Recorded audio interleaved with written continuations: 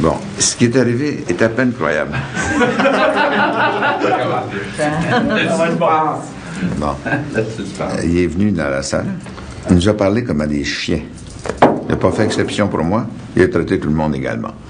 J'aurais pas cru qu'un tel niveau de brutalité était possible dans un langage d'homme politique. C'est pas croyable. Alors, qu'est-ce qu'il a dit? Il a dit, moi, j'ai fait mon effort, j'ai fait ce que j'avais à faire, l'argent est sur la table, si vous en voulez, prenez-la, vous avez 2 semaines pour vous décider, autrement, c'est pas dans le budget. Take it or leave it. Vous avez 2 minutes pour vous décider. Il est sorti, puis il a claqué à porte. Celui qui signe pas d'argent, là. Alors, Ben a dit, OK, on va accepter, mais on n'est pas content. On n'est pas content du niveau d'argent. Mais là, il y a eu un sursaut de dignité. Les gens ont dit, on ne signera pas. Ah, c'est pas vrai. Il n'y aura pas de signature. Ils ont C'est bon. Attention, on accepte, mais on ne signe pas. C'est bon. On accepte. On accepte le texte. On signe pas. On signe pas. On ne signe pas parce qu'on n'est pas d'accord pour l'argent. Mais donc, on n'a pas l'argent, là, par ailleurs. Oui, on a l'argent. On a l'argent parce que il va dire les provinces sont d'accord avec le texte. Puis on est d'accord avec le texte. C'est ça la distinction. Là, on a besoin d'argent pour les patients. Oui, c'est ça. La semaine prochaine. Oui. Alors, je prends l'argent, puis je continue le combat pour en avoir plus, en espérant que le prochain premier ministre... D'accord, mais ça va être quoi le prochain combat, M. Landry? Augmenter le niveau d'argent. Pour l'argent. Alors, on reviendra à la charge. On n'est pas content pour l'argent. Ça inclut les équipements, ça. Ça va être bien difficile de faire comprendre aux journalistes qu'on ne s'est pas fait avoir dans tout ça, là. En gelant les budgets du transport, les 2 autres partis se montrent totalement irresponsables. Alors, est-ce qu'on le joue, ça, pendant la campagne? Alors, le premier ministre va se...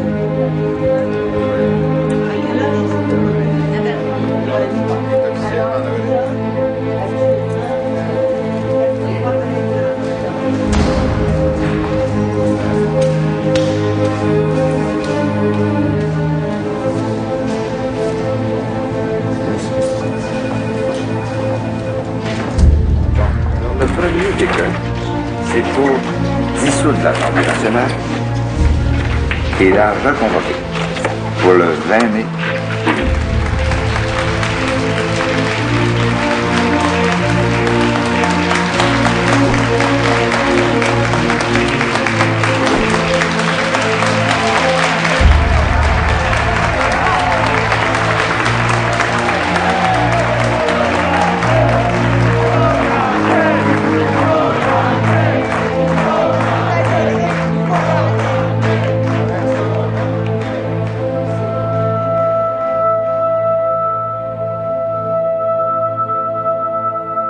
Dans tout le budget, on parle de saupoudrage, on parle de très peu de mesures. Mario Dumont ironisait hier en disant que le sac des bonbons est vide parce qu'on a donné tous les bonbons avant la campagne. D'abord, j'ai déjà répondu là-dessus, là, puis c'est méprisant appeler bonbons 830 millions de dollars en santé. Il me semble que c'est pas la façon de qualifier les dépenses gouvernementales au service de la population. Donc, M. Landry, pensez-vous que vous partez avec un handicap majeur vis-à-vis de l'électorat féminin? Pas le moins du monde. J'en ai parlé à ma mère encore hier soir. Oui, mais vous savez, M. Landry, tout le monde, tous les analystes s'entendent pour dire que derrière une image refaite, vous êtes et vous demeurez colérique, revanchard. Toi, mon hostie de chien, si tu continues à dire ça, tu dois me trouver ma preuve. Je fais une introduction. OK. Alors, ce qui me rend de bonne humeur ce matin, c'est le fait que moi, qui vous rencontre quelques fois par semaine, je pourrai maintenant, pendant 30 jours, vous rencontrer tous les jours. Landry, il y a un an, tous les sondages montraient que les Québécois voulaient beaucoup de changements, voulaient du changement. Quel genre de changement allez-vous être en mesure de leur offrir pendant cette campagne? Bien, d'abord, je pense qu'ils ont compris que ceux qui prétendaient incarner le changement l'incarnaient d'une façon tellement superficielle que la crédibilité de ces changements s'est effondrée et rapidement. Et je vous réitère, et vous le savez, qu'à mes yeux, le changement des changements, c'est le règlement de la question nationale dans le sens de la possession par le Québec de tous ses impôts, tous ses pouvoirs législatifs et ses pouvoirs de signer des traités. Mais comme nous n'en sommes pas là, nous avons fait la preuve qu'on peut provoquer des changements profonds. Regardez les changements profonds dans l'économie du Québec au cours des derniers mandats. Monsieur le Premier ministre, c'est une campagne de 15 à 18 heures par jour sur le regard attentif de tout le monde. Est-ce que vous craignez d'autres pelures de banane comme ça s'est passé en fin de semaine? Est-ce qu'il y a un être humain sur la Terre qui ne craint pas de ne pas être parfait? Je sais que vous toutes et tous êtes au-dessus de ces choses-là, mais dans mon cas, moi, je suis un être humain. Et il m'arrive de faire des erreurs. Quand elles sont méchantes et intentionnelles, je m'en excuse. Et le lendemain, je reprends mon travail, courageusement et bravement. Et jusqu'à ce jour, ça ne m'a pas trop mal réussi.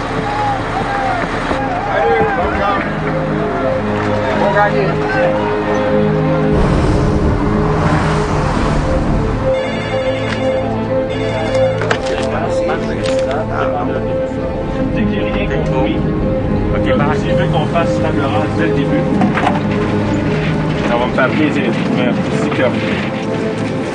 Bon, ben, n'importe quoi. Asseoir s'il faut. Pour plier la couverture, parce que c'est la Porte-la ici parce que j'ai déjà mes bottes. Ben oui, je suis en train de... Parce que tu vas voir, tu montres. C'est un cadeau des Coréens, elle est spéciale. Ça va bien faire la table, mais je peux pas la plier tout seul tellement qu'elle est grande. Vois-tu ce que je vois? C'est celle-là qui voulait. Parfait. OK, ça.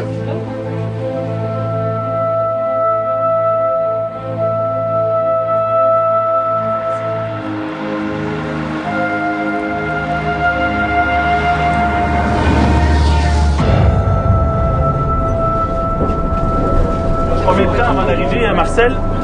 10 minutes? Monsieur, c'est la Maison des Patriotes! Oui. Je pense que votre calvaire achève. Oui, bon, on le souhaite bien, M. Landry. Parce que c'était plus plaisant quand je l'ai rencontré à la Maison des Patriotes. J'espère. Quand on arrive à un événement, là, puis qu'il y a des affaires, moi je veux qu'un advance vienne me voir dans l'autobus.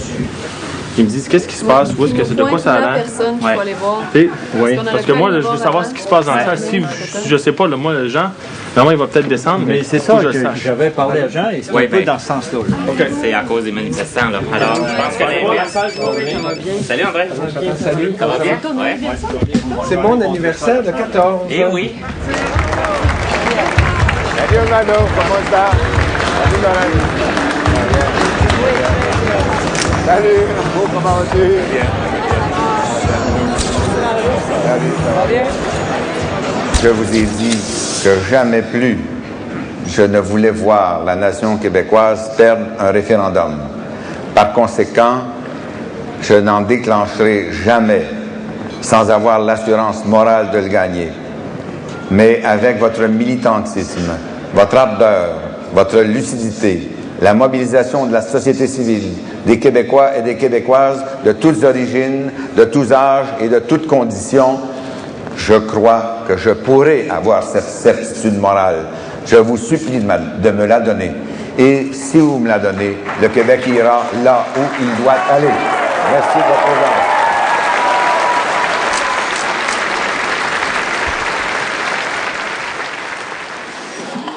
C'est ma mère qui va être fière de moi.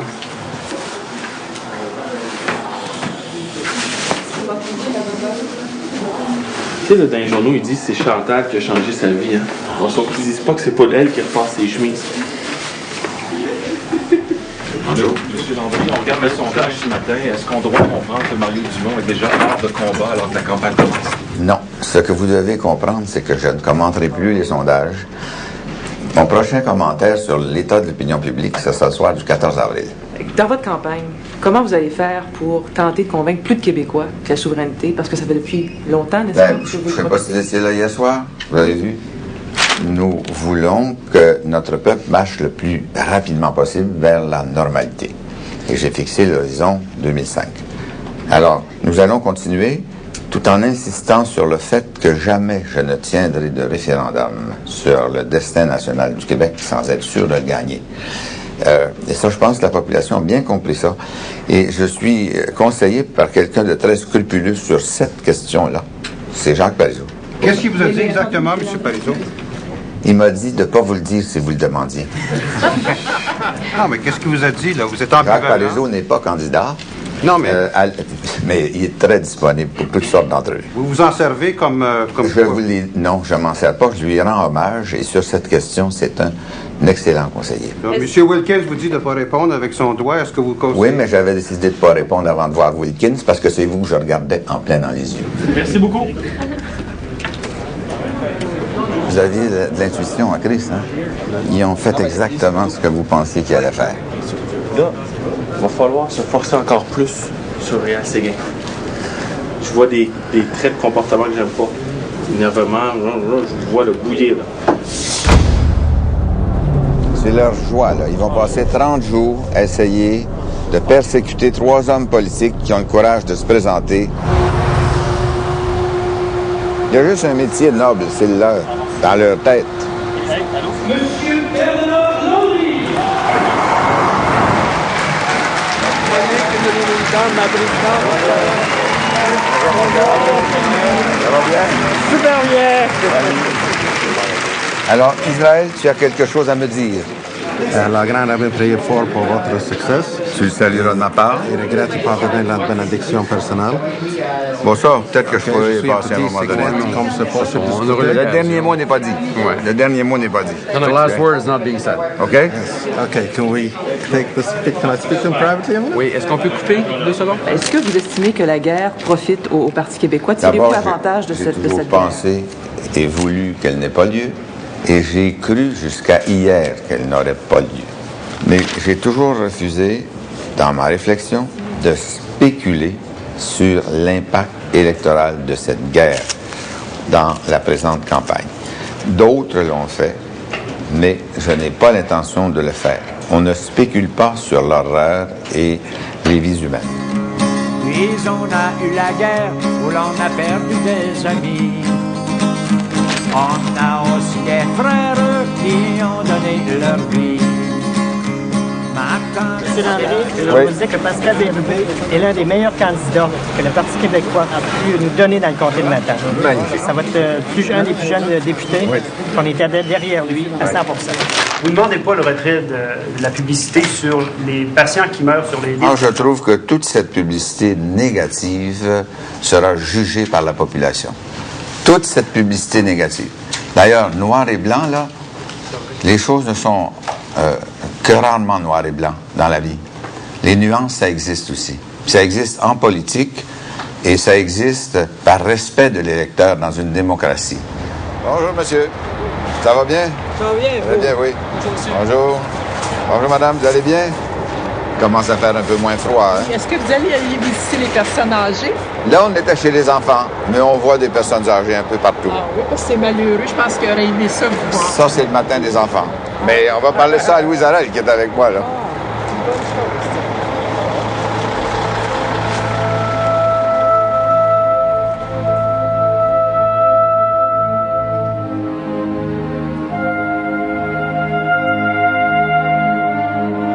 Le danger, c'est Réal Séguin. Il est là. Puis là, il est ce matin dans le poteau. Plus que dans le poteau.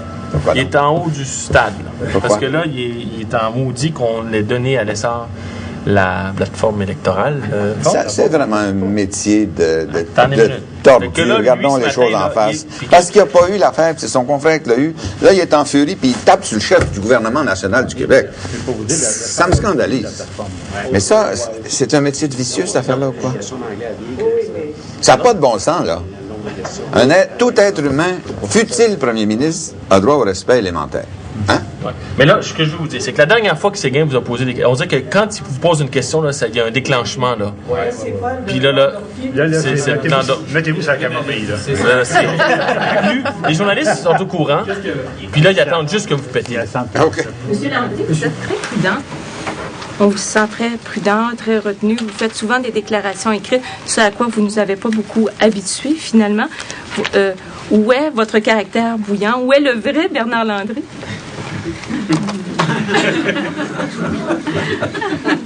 J'ai dit qu'il ne fallait pas faire cette campagne au niveau des attaques personnelles. Alors, je ne vais pas me mettre à en faire contre moi-même.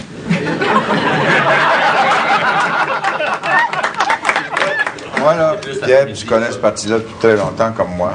J'ai rarement vu un tel niveau d'enthousiasme. Ils sont de bonne humeur. Sauf le 15 novembre 1976. Je dois vous dire que l'humour, je pense que l'humour va bien. Oui.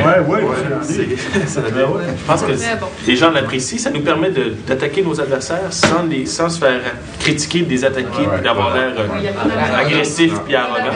À la blague, le message passe. On a quelques ennemis. Je lisais OG ce matin. C'est effrayant des sorties comme ça.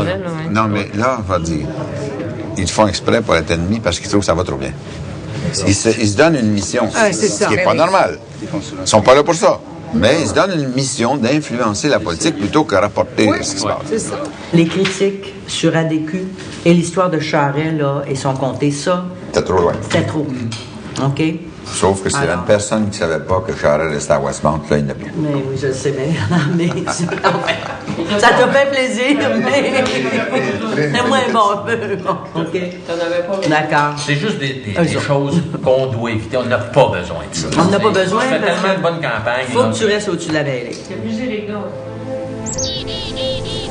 Là, ce qu'on vous conseille de faire aujourd'hui, M. André, on passe à travers vos déclarations que vous pratiquez, vous nous faites les changements que vous désirez, que l'on apporte au texte. Il faut qu'on passe au travers avec vous pour qu'on élimine ce que vous n'avez pas de besoin.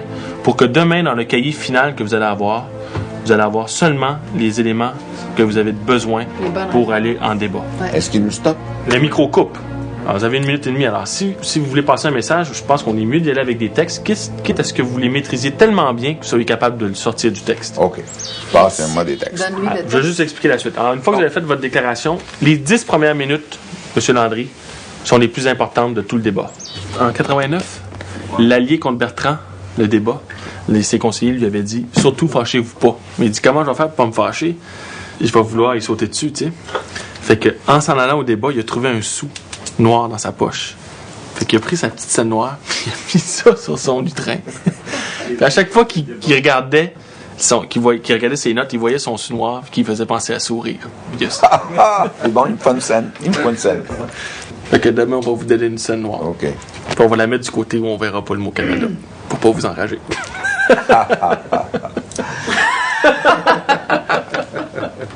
C'est bien ça. C'est bien ça. Là, je ne sais pas si vous avez dit que 95% des gens qui ont passé par le système de santé sur un échantillon de 40 000 sont satisfaits. Le dites-vous quelque part? On en a parlé, puis il y a quelques personnes, moi, qui me l'ont dit, là, que cet argument-là, là, c'est comme si on essayait de nier qu'il y a des difficultés. Là. La frustration vient des délais, soit dans les urgences, soit pour d'autres maladies. Mais je dois quand même vous dire, par justice pour notre système, que pour les listes d'attente, nous sommes les 3e au Canada. Ce qu'il faut, c'est faire un état de la situation, passer vos messages positifs sur ce que on va faire. Ouais. Aujourd'hui, l'espoir renaît. Le déficit et les changements que nous avons faits dans la santé nous permettent d'être confiants en l'avenir. Si nous n'avions pas pris le virage ambulatoire, notre système de santé s'est déjà effondré. Est-ce que le mot virage ambulatoire a une connotation d'échec dans le réseau? C'est parce que les gens aussi, c'est compliqué hein, comme terme. Là. Ils voient un petit vieux qui se fait virer dans sa chaise roulante au bout du corridor. Mais en général, M. Landry, virage ambulatoire, ça a une connotation un peu négative. C'est associé à aux premières vagues de réformes. OK, M. Landry. La Caisse de dépôt est la pire désastre financier de l'histoire du Québec. Ces pertes équivalent à la construction de 9 CHUM ou la moitié des impôts du Québec ou l'embauche de 26 000 infirmières. Ça, c'est Charest qui vous saute dessus là-dessus. Après que vous avez eu dénoncé, là, tous les deux, là, la Caisse de dépôt, puis l'avez traîné dans la boue, après votre attaque, Standard & Poor's, qui n'ont pas de candidat dans la présente campagne, ils ont donné à notre Caisse de dépôt et placement la cote 3A. Alors, s'il vous plaît, fin de l'alarmisme. Je pense qu'il faut lui répondre tout de suite. Le plus grand scandale financier de l'histoire du Québec, c'est le 23 milliards de déficit. Exactement. C'est ça le plus grand scandale. C'est ça le plus grand scandale. Parce que la Caisse de dépôt, elle peut se refaire. Elle a encore les actions dans son portefeuille qui peuvent remonter l'an prochain. Mais votre 6 milliards, il est perdu à jamais. Il ne s'agit pas de développer tellement, mais de l'attendre, le river, puis après ça, vous avez la marge de manœuvre. N'oubliez pas, l'objectif en économie, là, c'est de dire que vous êtes l'économiste. Fait qu'il faut que lui, à l'issue de votre débat, que les gens perçoivent Charest comme un nono en économie. On ne peut pas le traiter d'ignorant, par exemple. Non, vous ne le traitez pas d'ignorant, mais il faut que ça soit ça qui ressorte. dans leur plan de match, et je crois que ça va être ça leur plan de match, faire fâcher Landry. Tout le monde dit qu'il est super en forme, qu'il mène une belle campagne, qu'il est bon, qu'il maîtrise ses dossiers, qu'il est calme. Voilà leur dire. Où est-ce que vous... Voilà leur dire à un moment donné, là, écoutez, je sais, là, c'est de me faire fâcher, là. Ça me tente pas. Quasiment. S'ils sont trop... Si l'occasion, si vous le sentez, M. Landry, là, moi je pense que vous ne devriez pas vous gêner pour le dire. C'est ça. Ouais. Tout le monde sait que votre stratégie, c'est de me faire enrager. Mais ça ne me tente pas. Ça vaut pas la peine. C'est ça vaut pas la peine. On continue. Ouais. Continuons. Vous allez tout geler, sauf santé et éducation. Mais comment vous allez faire pour augmenter les places en garderie? Comment vous allez faire pour subventionner davantage la culture? Comment vous allez faire pour aider les agriculteurs à faire face aux dépenses d'environnement? Là, on va avoir une liste des crédits d'impôt. Puis quel est le nombre d'entreprises qui ont des emplois parce qu'ils ont eu des crédits d'impôt de la part du gouvernement? On va le dire, oui. Qu'est-ce que vous allez couper, là? La Wayagamac ou la Gaspésia? La Wayagamac à Trois-Rivières. À Trois-Rivières. La Gaspésia. Ou la Gaspésia à Il y a Chandler. des gens ce soir qui nous écoutent, là, qui travaillent à la Wayagamac là, ou à la Gaspésia. La Crabtree. Les gens, ce qu'ils veulent voir, là, M. Landry, savez-vous ce qu'ils veulent voir? C'est vendredi. Ils veulent se faire rassurer qu'ils vont être dirigés pendant 5 ans par un chef d'État. Ils veulent pas voir un petit baveux, Mario Dumont, gna gna gna, clip, clip, clip. C'est les écarts. Livrez-vous à toutes les attaques personnelles que vous voulez. Ce n'est pas mon propos ici ce soir. C'est de renseigner nos compatriotes sur la gouvernance. C'est ça. Nivelons par le haut, pas par le bas. Lui, c'est certain, Charest. Puis peut-être un peu du monde, ils vont essayer de faire dévier le débat, sa souveraineté. Ouais, je pense pas. Ça va être dans la dernière shot. Ça, je peux la faire, ma blague, là. Oui, c'est ça. Pendant le référendum en 95, vous avez dit qu'on devait payer 25% du déficit fédéral, c'est vrai. Il était à 40 milliards. Mais maintenant, ils ont des surplus de 40 milliards, alors on a le droit à 25% de ça, ça fait 10. On part avec 10 de plus en partant surplus. Je me demande si... Là, les gens rigolent. Puis on baissera pas les impôts au détriment de la santé et des autres services publics. Si on baisse les impôts, c'est qu'on aura maintenu le service public. Alors, la souveraineté, quand même, il faut que je sois capable d'affirmer que le premier jour de la souveraineté, on est à surplus budgétaire. Oui. On baisse les impôts et les taxes. Il ne faut pas trop entrer dans le débat référendaire. Non. OK. N'oubliez pas, évidemment, la souveraineté, Laurent, c'est le référendum. Puis vous dites... Moi, je ferai un référendum quand j'aurai l'assurance morale de le gagner. C'est bon. Si on vous demande, quand allez-vous le savoir que la société est prête, comment allez-vous le déterminer? Quand on sera prêt, ça va être facile à voir. Oui. Dans un débat, là, il y a la pression, les questions rentrent vite. Non, il s'agit simplement de se dire, quand je parlerai de mes engagements, je veux en revenir. On n'a pas de nouvelles du CROP. Wilkins est sur le téléphone. Une équité qu'on a voulu corriger. Mais est-ce que vous ne devriez pas, à un moment donné, dire, Monsieur Charest, vous, là, comme citoyen, là... Qu'est-ce que vous allez voter à Westmount si c'est un référendum? Là, je peux le dire, là. C'est un référendum à Westmount. Ça ne sera pas cheap shot, là, aller dire Westmount? Même indépendamment de Westmount, vous, là, êtes-vous... Non, mais c'est parce qu'à Westmount, ça fait plus mal encore. Si jamais. Ouais, mais tu sais, la personne qui habite à Québec, la personne qui habite à Chibougamau, il ne sait même pas c'est quoi Westmount, tu sais. Oui, mais c'est parce que dans le débat, ça va le déstabiliser. Oui, moi, si un référendum sur l'indépendance du Québec, on va voter oui. On dort là-dessus. Bon. Puis on va retravailler ça, disons, de 11h c'est ça. Jusqu'à 5h du soir. Ben, de 11h jusqu'à... Et je vous propose que nous donnions tout au cours des prochaines années le meilleur de nous-mêmes pour que ce rêve devienne une réalité. Et là, on ne fait pas allusion à la souveraineté du tout? La question... La question se pose. La question se pose. Vous parlez de la souveraineté dans l'introduction? Dans le premier bloc. Je pense qu'on va la garder en conclusion. Après, on a un bloc complet là-dessus. Puis, date de fermeture. On en parle. C'est l'introduction à tout le débat, là. Ouais, c'est ça. Je pense que... La question se pose. Parce qu'il est dans la conclusion. Hein. C'est pensé, on pourrait dire, c'est pensé à son avenir politique et à l'avenir de ses enfants ou quelque chose comme ça. Faire des changements? Ça, c'est trop long. OK, je vais y aller. Elle est déjà montée... C'est penser à son avenir, y compris politique, et à celui de ses enfants. C'est penser à son avenir, y compris politique. Vous êtes le dernier à parler, en plus. Pas nécessairement rappeler que... Je ne pourrais pas le dire. Et nos motifs profonds, vous savez, ne sont autres que l'amour de notre patrie. Vous pouvez leur demander de vous appuyer. L'amour de la patrie, non? L'amour de la patrie, M. Landry, ça fait... C'est vieillot? Un petit peu. Amour du Québec. Amour du Québec, oui. Vous savez que nos motivations profondes ne sont autres que l'amour du Québec. Oui, senti, c'est bon, ça. Oui. OK. Ça, M. Landry, ce sont vos 4 thèmes. 1 minute et demie chaque. OK, on part. Je suis souverainiste, mais je suis d'abord et avant tout un citoyen du Québec soucieux de l'avenir de sa patrie. Je n'engagerai donc jamais l'avenir de notre nation dans quelque direction que ce soit sans avoir la certitude que le Québec en sorte plus fort. On ne parle pas de référendum? Pas de référendum. Ben, c'est ça que ça veut dire. Je vais aller faire les changements. L'introduction devrait revenir. Et la conclusion. Et la conclusion. Non, mais les autres chefs vont-ils lire? Ils ont lu en 98, sauf Dumont qui est allé à Adlib. OK. Mais si vous les lisez plusieurs fois, vous allez être capable de lever les yeux sur Charest, il a lu en 98? Oui. Il va lire encore cette année. Tout le monde va lire. À cause des minutages, il faut pratiquement avoir... Oui. Puis de toute façon, oui, minutage et prudence. Oui. Allô? Aussi. Oui, prudence et minutage. C'est ça. C'est ça. Hier, il était bien meilleur que ça. Contrevient à la charte. C'est ce qu'on plaidait. C'est le vide. Puis fédéral, puis les autres provinces. Stress, je sais pas. Tu connais mieux que nous autres. OK, on part. M. Landry, vous pensez pas que les gens y en ont assez de votre style interventionniste, là? Vous pensez pas que ça a assez duré, là, le régime qui fait profiter les amis? On a 13,2 milliards de perdus pour les Québécois, les Québécoises. On a vu Frigon qui a dû se démissionner pour un conflit d'intérêts, un autre ami du régime. Puis ça, c'est sans parler de votre ancien chef de cabinet, Claude Acheroy, là, qui a voulu acheter pour 10 millions de bouteilles de vin pour faire un musée à la Société des alcools. Vous pensez pas que les Québécois en ont assez de ça, ce style d'intervention-là, pour protéger les amis du régime? C'est ça que ça donne. Qu'est-ce que je peux dire à ça? Même chose. Résultat. Regardez les résultats. Là. La Société des alcools, qui est une société pratiquement méprisée, là, c'est aujourd'hui une des plus populaires. Puis le monde est satisfait, puis le monde est content, puis ça rapporte de l'argent en plus. Puis le musée, ils l'ont jamais fait. Puis c'est pas toutes des attaques, M. Landry, c'est pas toutes des attaques qui sont vraies, là. Je pense qu'il faut que vous disiez, là... Un instant, là, que vous avez des choses fondamentales. C'est ça, là.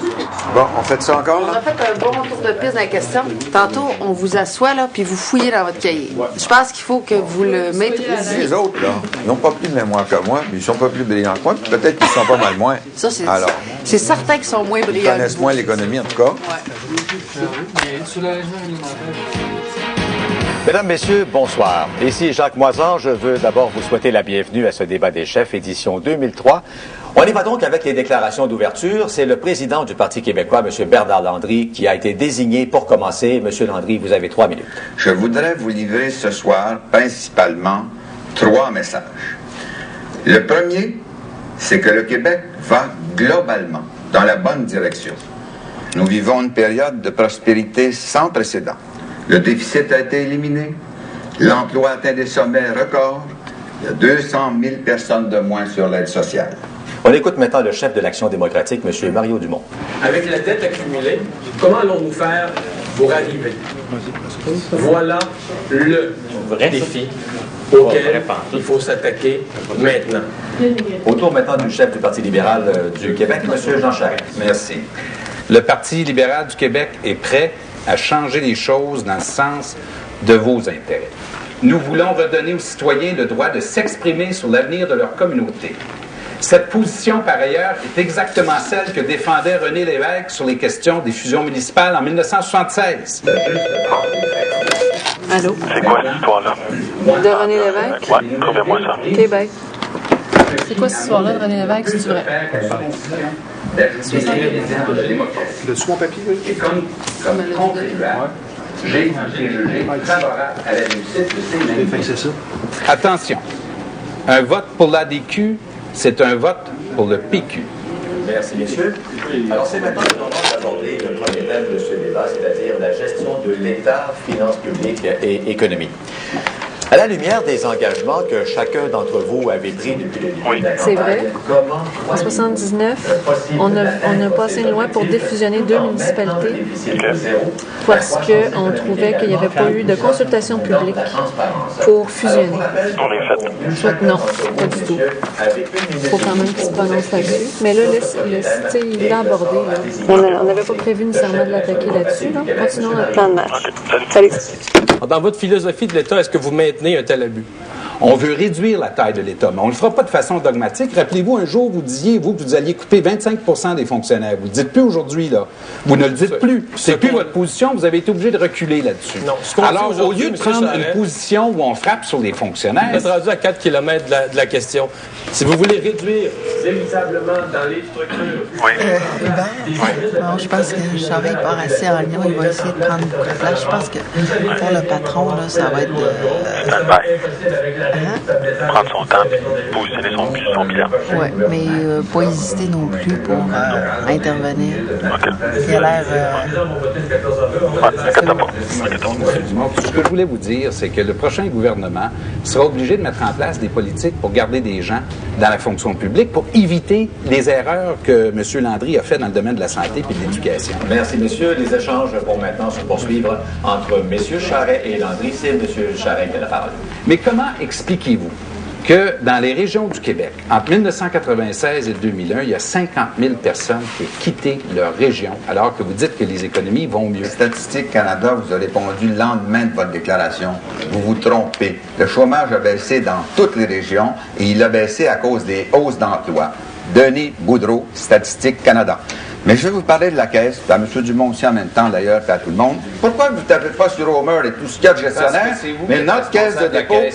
Mais non, vous le savez bien, Jean Lesage... On vous a demandé Jean Lesage de faire a fait votre la travail, loi. vous avez refusé de le Jean faire. Lesage a Vous fait la êtes loi. responsable de ce Le qui est patron est arrivé. nommé pour 10 ans pour qu'il soit libre. Écoutez, Lucien Bouchard et moi, on était contre à mort la vente de Provigo. Vous vous en rappelez? La vente à l'Oblat. Et puis ils l'ont vendu quand même, parce que les gestionnaires sont libres, et c'est comme ça que la Caisse va se gérer. Ce que je veux savoir, c'est comment se fait-il que vous avez utilisé les listes d'attente pour économiser de l'argent sur le dos des malades, sur le dos d'enfants malades?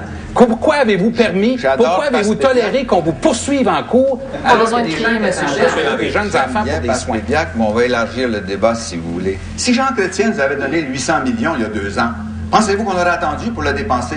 On était prêts. Pourtant, vous avez mis 840 millions d'un compte de banque à Toronto, puis vous l'avez laissé dormir là. Hein, vous savez que c'est une blague. Madame Marois savait bien. Votre cadre financier qui consiste à tout geler, sauf éducation et santé, ça va être beau, ça, dans les milieux agricoles. Ça va être beau dans l'environnement. Vous allez donner 3,5 milliards de dollars à la compagnie Alcoa pour subventionner 250 emplois à 500 000 C'est vous qui me l'avez demandé dans l'élection partielle de Bécomo. Alors, c'est exactement dans l'élection partielle à Bécomo, pour faire élire votre candidat, qui n'a pas été de toute façon, vous m'avez supplié et sommé d'investir dans Alcoa. Monsieur Landry, vous avez la parole. Et vous, pourquoi ne parlez-vous pas de la question nationale? En avez-vous parlé dans vos discours tout au long de la campagne? Moi, j'en ai parlé dans tous mes discours. J'ai présenté effectivement une approche qui est très différente de la vôtre et que vous approuverez jamais. Avouez que vous approuverez jamais mon approche. Ça, là-dessus, on s'entend parce que vous êtes souverainiste, même si vous cherchez à le cacher.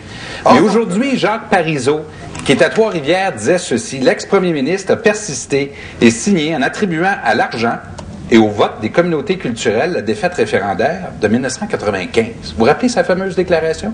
Étiez-vous en accord avec cette déclaration-là, vous? Êtes-vous en train de nous dire que vous êtes d'accord avec sa déclaration regrettable du soirée du référendum, qui est en train de répéter aujourd'hui même, M. Landry? Il est en train de nous diviser à nouveau. Et les Québécois ne veulent plus un gouvernement qui nous divise. Il a demandé s'il avait la même opinion ce que ce Parizeau venait de déclarer. Ah, pour les élections? Pas les élections, sur l'argent puis les votes. Pas les diviser comme Jacques Parizeau le fait aujourd'hui. Et si vous avez des principes, dès maintenant, vous allez rappeler à l'ordre Jacques Parizeau. Vous n'attendrez pas un instant de plus pour qu'il permette, pour qu'il continue à diviser les Québécois. Je n'ai jamais été d'accord avec quelques déclarations qui puissent heurter quelques segments de la nation québécoise qui est multi-ethnique. Bon, alors vous n'êtes pas d'accord. Et qui est fier quand même de sa culture et de sa langue. Mais si, je vais vérifier, la déclaration de Parizeau est absurde, la vôtre, quand vous dites que je cache le fait que je sois souverainiste, les plus encore. Soyons sérieux. Peux-tu vous poser une question? C'est quoi votre première priorité, vous, le lendemain? Est-ce que c'est la santé ou la souveraineté? Ben, j'ai montré ce que je pouvais faire comme priorité. Êtes-vous capable de répondre à la question? C'est-tu la souveraineté ou la santé? L'économie n'a jamais aussi bien tourné. Pas. Le déficit est à zéro. Pas. Si on peut mettre de l'argent en santé, c'est parce que nous sommes prospères. Vous répondez pas. Vous voulez qu'on divise la vie nationale comme un saucisson. Oui, je vous réponds, mais vous m'écoutez pas. Vous répondez pas, c'est la souveraineté votre première priorité. Pas. Pour nous, c'est la santé. Vous écoutez si pas. Vous n'avez pas, pour si la vous n'avez pas la franchise de le dire, je vais le dire. Dans votre programme, vous avez prévu un plan national. Vous mettez tout dans les baisses d'impôts. Vous avez prévu un plan national pour la souveraineté, oui ou non? Est-ce que vous avez prévu un plan national pour la souveraineté dans votre plan? Je veux imiter un de vos prédécesseurs, Robert Bourassa, qui voulait faire avancer le Québec. Il a fait la commission Bélanger-Campo. Non, mais il a parlé de la question de Bruxelles. Il était pas mal plus avancé que vous. Dans votre programme, est-ce que oui ou non, il y a un plan national de transition de la souveraineté, M. Landry? Absolument. Dans tout respect de la population. C'est la clarté absolue. Le temps qu'on a sur ce débat-là. C'est quoi la déclaration de Parizeau, c'est quoi? On dirait qu'il est revenu sur son interprétation du référendum. Ça veut dire que c'est il est au cégep de Chaudière aujourd'hui. Je sais pas, as-tu le numéro de téléphone d'Éric Bédard, ça? Pour lui demander qu'est-ce qu'il dit, Parizeau? Moi, mon ambition, c'est de Shawinigan. À Shawinigan? C'est de se faire aider. Ben, qu'est-ce qu'il fait? Non, je parlais de 95. De 80. Votre ethnique, êtes-vous d'accord avec ça? Non, il essaye de faire bonner le bordel en Parizeau. Il est revenu là-dessus. Vous avez été profondément attristé, inquiété par les propos qui avaient été tenus par l'ancien premier ministre. M. Parizeau en 1995, à différents niveaux, mais le vote ethnique, l'utilisation d'un « nous » qui englobe pas l'ensemble des Québécoises et des Québécois. Puis là, en plus, on recommence des discours divisifs à l'intérieur de votre campagne, parce que vous avez annoncé que M. Parizeau allait faire partie de votre campagne. Alors, si vous vérifiez les propos, que vous ne semblez pas être au courant, si vous vérifiez les propos qu'ils ont été tenus, est-ce que vous allez demander à M. Parizeau de se retirer de la campagne électorale du Parti québécois? Même si je n'ai pas vérifié les propos de Parizeau, là, je peux vous dire que je ne les ai pas approuvés la première fois non plus. Et vous avez parfaitement raison. Ce « nous » était mal placé. Mais je veux revenir à la première question. Vous n'avez même pas effleuré une réponse. Est-ce que vous allez demander à M. Parizeau, est-ce que de tels propos divisifs peuvent, oui ou non, faire partie des discours officiels de votre campagne? Sûrement ou est-ce que vous allez demander à M. Parizeau je vais vérifier. Se retirer de la campagne? Je ne veux pas condamner sans procès, sans examen. Audi alteram partem. Mais si ce que l'un ou l'autre et les deux d'entre vous ont dit à ce sujet est vrai, je ferai, et c'est mon devoir de le faire, ce que vous demandez. À qui ils font référence avec une... Dans les situations qui divisent le Québec. Merci beaucoup, c'est terminé. Allons au-delà de ça. Merci, messieurs. Eh bien, voilà, ceci met un terme au débat proprement dit sur les grands thèmes et les grands enjeux de cette campagne électorale. Vous avez maintenant... Martin, c'est quoi la patente à Parizeau? Je sais pas, on cherche depuis tout à l'heure, Jacques, puis il n'y a pas moyen. On a essayé de... Alors, on a bien le bel caron là-dessus, mais la déclaration en tant que telle n'est pas sur le fil de presse. OK, attends une seconde. Oui. Oui? Trouver Éric Bédard. Ben, on est en train de faire ça, Hubert, là. Oui? Ouais, ben c'est ça. La déclaration n'est pas sur le fil de presse. On a cherché en fin. Fait que si jamais on la voit passer... Tu nous appelles? Oui. Ben, ils la trouvent pas sur le fil de presse. Ils la trouvent pas... Ils disent on cherche. Voulez-vous un gouvernement donc de santé ou un gouvernement de transition vers la souveraineté, comme l'a admis ce soir finalement M. Landry? Ou encore, il y a le choix de M. Dumont. Mais M. Dumont n'a rien de très concret à vous proposer. Cependant, il divise les voix des Québécois qui veulent un changement de gouvernement. Il est clair ce soir qu'un vote pour l'ADQ, c'est pas un vote pour le changement. C'est au contraire un vote qui va bénéficier au Parti québécois. Il aurait dit, il a raison d'espérer, 46% des gens sont favorables à la souveraineté. Il y a des nouvelles familles et des nouveaux arrivants qui sont de plus en plus favorables. On peut essayer de les convaincre. Pourquoi pas essayer? Il n'y a rien là. Si vous soutenez ça aux journalistes, à mort. À mort. Mais là, il dit, je vais écouter le tape, puis dans 10 minutes, je t'appelle. Je suis prêt. L'équipe libérale est prête. Nous sommes prêts. Merci, M. Charest. Et on termine avec le président du Parti québécois, M. Bernard Landry. Nos échanges ont servi, je l'espère, à mieux éclairer le choix que vous avez à faire dans 2 semaines. Et l'intervention surprise du soi-disant incident Parizeau du chef libéral me permet de réitérer ma foi dans un Québec ouvert, fraternel et rassembleur, ce que j'ai toujours préconisé, ainsi que mon parti. Pour le Parti québécois, un Québec à sa pleine mesure est un Québec qui aura choisi d'assumer pleinement son destin en devenant un pays souverain. La porte de la liberté politique sera... Ce serait un article dans le Nouvelliste qui interprète mal une déclaration de Parizeau. Une bonne fin de campagne, la meilleure des chances, et puis à la maison, bonsoir tout le monde, et merci d'avoir été là. Au revoir.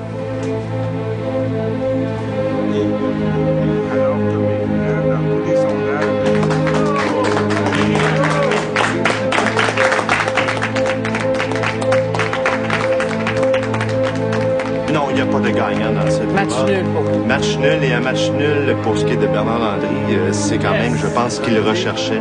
Il a obtenu certainement ce match nul. Par contre, Mario Dumont a certainement... S'il n'y a pas de victoire, c'était mon affaire.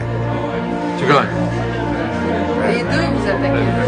Charest devait exceller, il n'a pas excellé. Exactement. Si on a à se dire qu'il y a ce soir un gagnant à désigner, je commence avec vous, Marcel. C'est difficile de dire un gagnant désigné. Politique en vous. Non, c'est difficile de dire ça, je dirais. M. Landry, de son côté, a travaillé très fort, justement, dans ce sens-là, à essayer de démontrer que tout n'allait pas mal. M. Charest a sûrement été le plus intense, le plus agressif sans être déplacé. Celui qui a été le plus intense, alors peut-être que les gens dans cette intensité-là vont percevoir un vainqueur. Monsieur Landry a été quand même à protéger les acquis le plus possible. Et vous attaquez les deux. Oui, mais moi, j'aurais aimé mieux faire mieux. Donc, c'est un peu le monde en arrête dans un sens, mais dans l'ensemble, je dirais que c'est un débat, un des meilleurs débats que j'ai pu voir, incluant ceux que j'ai suivis aux États-Unis. Merci d'avoir fait cette première analyse. J'ai gagné comme il faut. Je n'avais pas gagné comme il faut. Je ne sais pas ce que tu en penses, Jean. Moi, je pense que j'ai de la misère à mesurer le dernier petit bout de comment que les autres ils vont jouer. C'est ça le feedback que j'ai là de l'en bas, c'est que les journalistes semblent dire que Charest s'en est mieux sorti. Bon, là, ça prend des mais moi, je pense que nous autres, on a toutes parti les spins là-dessus en disant, écoutez, là, mais Parizeau l'a dit, il l'a pas dit. Ben non, c'est ça. Regardez, c'est ça l'article, là, mais c'est mal dit ici. Là. On va avoir ils sont en train d'écouter le tape. On va avoir la version du tape quand vous allez aller en point de presse, M. Landry. Rester signé en attribuant à l'argent à votre communauté. C'est grave, c'est pas vrai. C'est pas vrai. Le premier ministre appelle... Non, mais attends un peu, là. Ici, là, c'est vrai, là. L'ex-premier ministre a pesté signé en attribuant à l'argent et au vote des communautés culturelles la défaite rétendaire. Il a rappelé... Hein? C'est le journal qui écrit ça. Il a rappelé que 60 des Algonquins avaient voté oui. M. Parizeau estime que lorsqu'on vient se placer du but, il est clair qu'on doit recommencer un processus référendaire. Oui, mais il l'a dit ou il l'a pas dit? Persiste et signe. M. Landry, c'est un étudiant qui a demandé qu'est-ce qui s'était passé en 95. Il a dit, et j'ai fait une déclaration malheureuse sur laquelle je ne reviendrai pas. OK? Ça, il l'a dit. Il dit, le vote de la région de Québec n'était pas assez élevé en 95. Puis il dit, les sommes dépensées par Ottawa pour la grande manifestation du fédéral a eu un effet important qu'on avait mal calculé. Il dit, on n'a pas eu l'appui des communautés culturelles, un appui qu'on a habituellement entre 5 et 7 %. Mais les récents sondages, là, il y avait en tête un sondage de Génération Québec, démontrent qu'actuellement, ça change. Les jeunes votent selon les mêmes proportions que l'électorat général. Donc, Charest a crossé le monde. Oui. Mais on peut avoir le vrai verbatim. Au point de presse veut dire c'est dommage que M. Charest ait tenté de salir Jacques Parizeau. Regardez quand même, Charest est parti de ça. Là. Ça, c'est plus ambigu. D'une dépêche dans le Nouvelliste. Ah oui, mais ça fait rien, ça, là. Les autres, là, c'est la vérité qui compte. Moi, je n'ai pas condamné Parizeau trop, là. Non, vous ne l'avez pas condamné trop. Hein? Oui. J'aurais envie de dire, malheureusement, je pense que M. Charest a induit des millions de Québécois en erreur en laissant entendre que Parizeau ne s'était pas repenti, alors que Parizeau parle d'une déclaration malheureuse. Ce n'est pas correct. Et on ne fait pas ça à un autre être humain. Okay. Et là, M. Landry, vous donnez le bénéfice du doute. Je veux bien donner le bénéfice du doute à M. Charest. Mais le verbatim ne dit pas ça. Mais j'aurai le verbatim bientôt. Non, mais on ne peut pas l'avoir ce soir? Ben là, Éric essaie de l'avoir avec Annick Caron. Parce que s'il a travesti les paroles de Parizeau, là, c'est un geste mauditement mesquin. Surtout de l'envoyer en débat comme ça. Il devrait être dénoncé. Sondage démontre. Et là, Dumont, il a pris la balle au bon, en plus, ne sachant même absolument pas de quoi il était question. J'ai fait une déclaration malheureuse sur laquelle je ne reviendrai pas. Alors que M. Charest a insinué ce soir que Parizeau avait refait sa déclaration. Parce qu'il ne faut pas qu'il s'en tire avec ça de lui.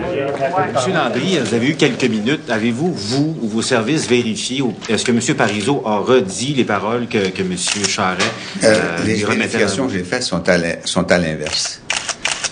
C'est-à-dire que M. Parizeau aurait dit à peu près textuellement, j'ai fait en 95 une déclaration malheureuse, donc admission que cette déclaration est malheureuse, et je ne reviendrai pas là-dessus.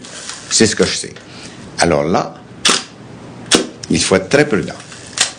Si ce que je sais est la vérité, M. Charest a commis une grave injustice envers un citoyen qui s'appelle Jacques Parizeau.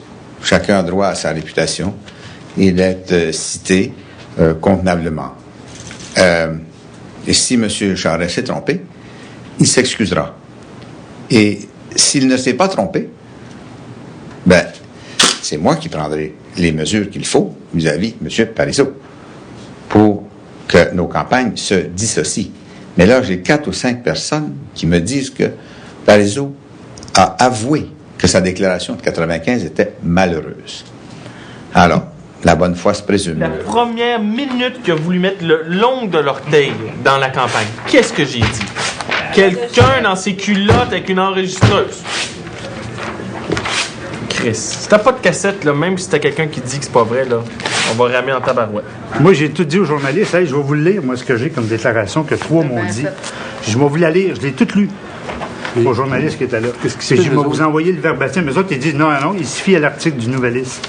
Ils disent, vous déformez l'article du Nouvelliste. J'ai dit, je te dis ce que 3 personnes avec lui ont dit. C'est ça. Ouais, c'est ça. Mais là, s'il y a un journaliste qui dément, ils sont faits. Ouais. Ah, le gars, il était mal à l'aise, le gars du Parti libéral. Là. Quand je te remonte de corps, je dis, hey, c'est pas vrai ce que tu dis là. C'est ça, ce qui s'est passé.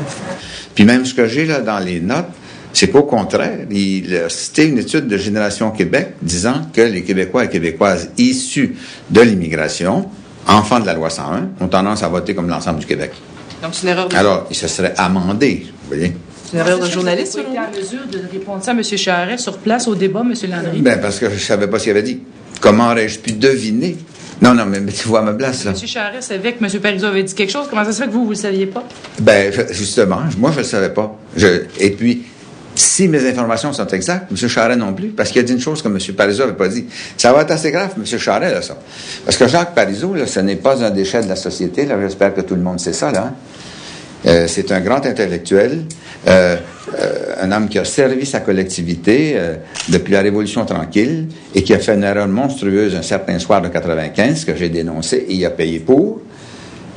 Mais le réattaquer sans la loyauté du verbatim, si c'est ça qui est arrivé, là, je prends toutes mes précautions, là.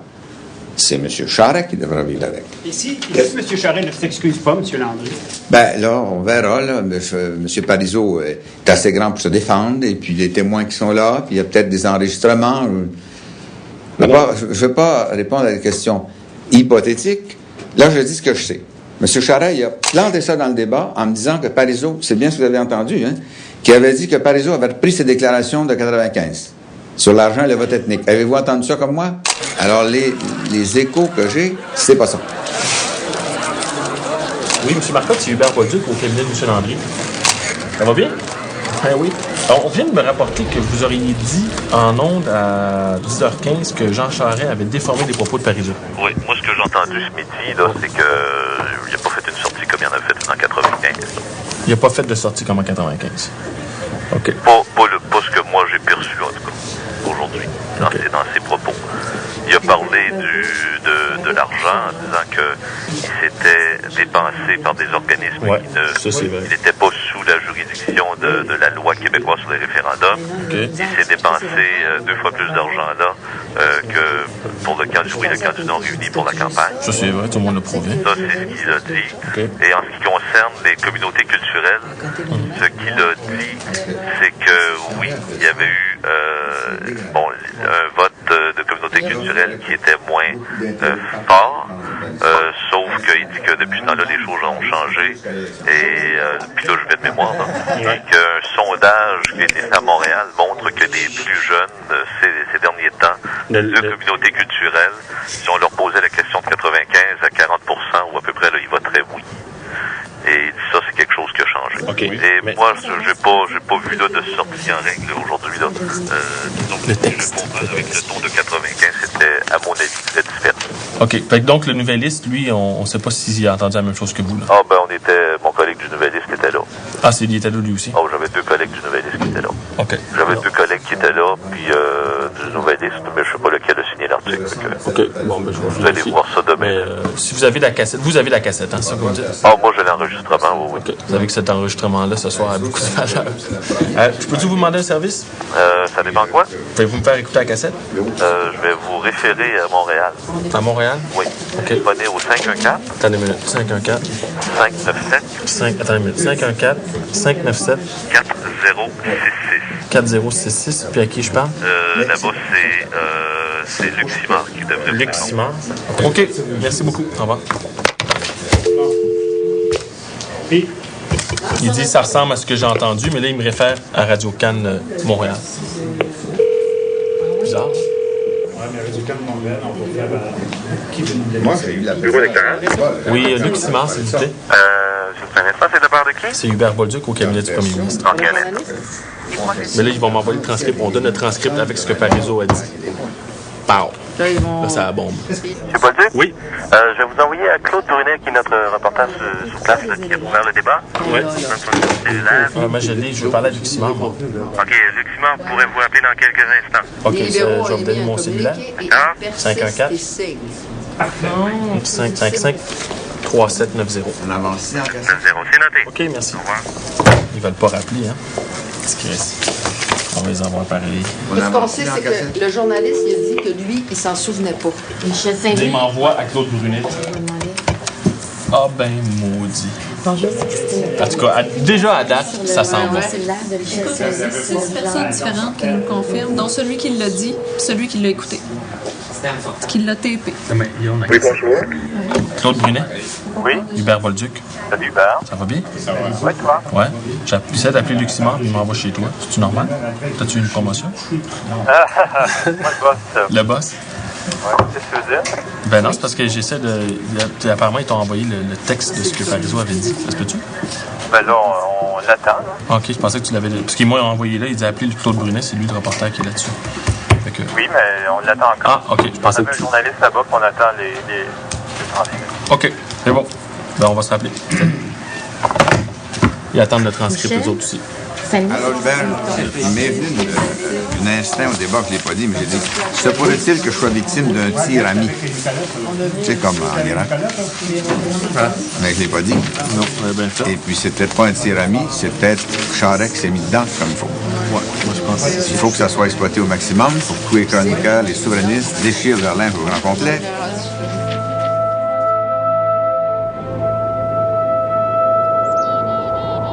Monsieur Landry, bonjour. Bonjour, madame. Bienvenue. À vous personnellement et à tous les autres. Merci bien. Avez-vous lu le verbatim des propos tenus par Monsieur Parizeau? Voici ce que j'ai à dire à cet effet. Hier, j'ai dit « audi alteram partem », n'est-ce pas? En français, c'est « entend l'autre partie ». En espagnol, ça c'est « escuche a la otra parte ». Et c'est ce que je vais faire parce que M. Parizeau va s'adresser à la presse aujourd'hui. Donc, n'attendez aucune réaction de ma part.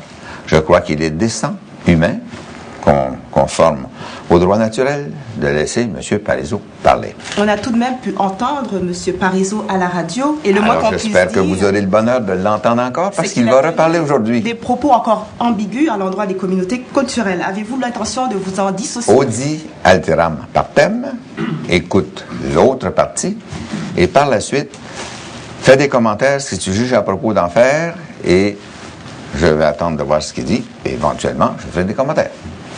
Mais ce qui a été dit, M. Landry, ce qui a été dit hier. Il a répété. Permettez-moi de finir. L'autre partie, suis la loi naturelle, sois humain, donne une chance à l'autre, présume la bonne foi. Bon.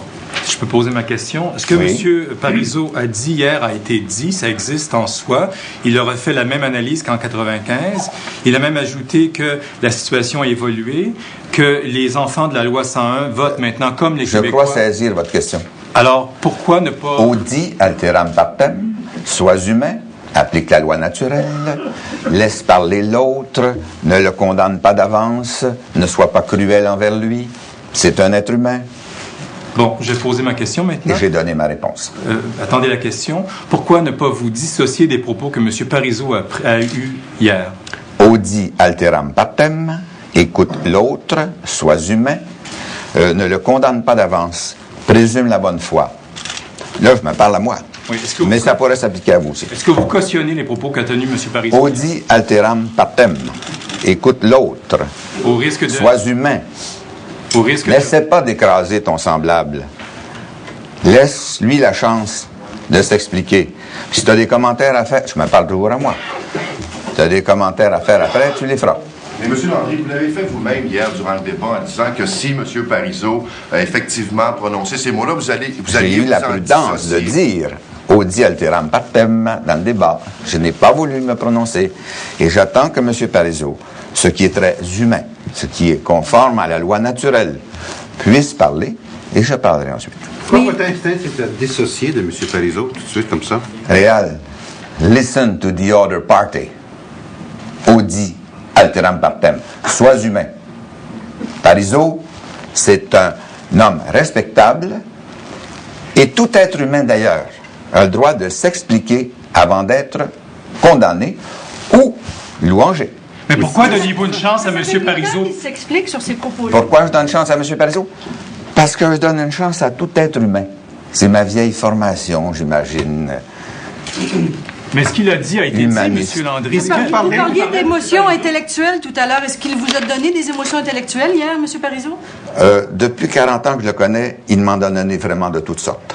Sauf de sensuel. Mais vous avez parlé Mais est-ce que c'est pas embarrassant que M. Parizeau soit encore obligé de clarifier des propos tenus il y a 8 ans? Pour vous, là, en pleine campagne électorale? Écoutez ce qu'il a à dire. Il mérite d'être entendu, comme vous d'ailleurs. Est-ce que vous aimeriez pas mieux qu'on parle de Paccard? Aujourd'hui, on vous parle de M. Parizeau. C'est pour ça que j'ai parlé de ça. Je pensais que c'est ça qui vous passionnerait. Le destin de 600 hommes et femmes dont les manchettes avaient dit « Paccard fermé pour toujours ». Donc, ça vous embête, ça, c'est M. passionnant. Parizeau? Ça vous embête, cette histoire-là, aujourd'hui, non? Paccard me passionne. Mais M. Landry, comment se fait-il que Jean Charest était au courant et que vous ne le sachiez pas? Ce qui s'est passé. Ça, c'est de la technique. Je ne sais pas, là. Si Hubert est en politique, il vous répondrait. Vous ne l'êtes pas? Il y a beaucoup de choses que je ne sais pas, imaginez-vous. Je lis des masses de journaux chaque matin, je suis un esclave, imaginez-vous. Je lis tout ce que vous écrivez. Ça fait 40 ans, Lisiane, que je lis tout ce qu'elle écrit à tous les jours. J'ai déjà écrit d'ailleurs pour le lui dire. Puis en plus, je lis Le Monde, puis Libé, puis Figaro, puis parfois le Manchester Guardian. Fait que là, le nouveliste m'a échappé. Mais pourquoi esquivez-vous la question? Comment se fait-il, monsieur, que vous soyez si mal informé? Je ne peux pas être aussi bien informé que vous, cher ami. D'abord, il y a sans doute une question de perspicacité et d'intelligence et de temps consacré à l'information. Mais je fais mon possible. En anglais, s'il vous plaît. Is this any indication, sir, of misinterpretation of statements similar to what happened to you, perhaps during the Intercontinental Hotel incident in Montreal? Tu vas déployer beaucoup, Réal, d'ardeur pour me faire fâcher. Je le sais, c'est ta tactique, mais c'est parce que je le sais que je me fâcherai pas. Merci, c'est terminé en français et en anglais aussi. En tout cas, c'est pas grave. On va voir ce que ça va sortir. Là. On va voir ça tout à l'heure. En tant que ça contamine pas beaucoup la télé, ça m'inquiète pas, mais... on va réduire les points de presse, beaucoup moins de temps. On va jouer serré, puis on leur donnera pas de chance, c'est tout. Quand on va dire dernière question, M. Landry, vous vivez, vous partez. Ils sont pas contents, mais ils chialeront. Une fois qu'on leur a passé nos messages, on n'ira pas faire 25-30 minutes de point de presse. Mais nos messages n'y passeront pas. Ils vont saboter notre campagne. Non, je pense pas. C'est des tyrans.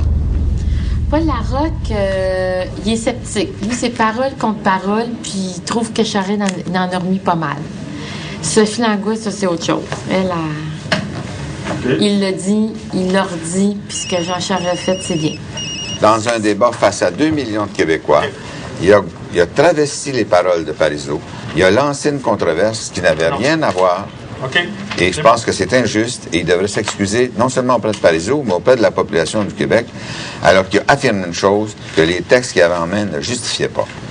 Claude Brunet, Radio-Canada, fait la job en disant « Oui, mais ça change pas. Ce que Parizeau pensait en 95, il pense encore aujourd'hui. » Ben non, j'ai excusé hier. Aujourd'hui. Excusez, aujourd'hui. Compléter aussi en disant, mais on comprend là, qu'il y a une tactique de la part de M. Charest pour essayer d'utiliser M. Parizeau pour... Alors, en tout cas, il a été sûrement utilisé par quelqu'un. C'est utilisé par Jean Charest, qui a travesti ses paroles. Avez-vous parlé à Jean Parizeau aujourd'hui? Non, je ne vais pas parler à Jean Est-ce que ses adjoints vous ont parlé? Oui, parlé à plusieurs personnes qui l'entourent. Okay.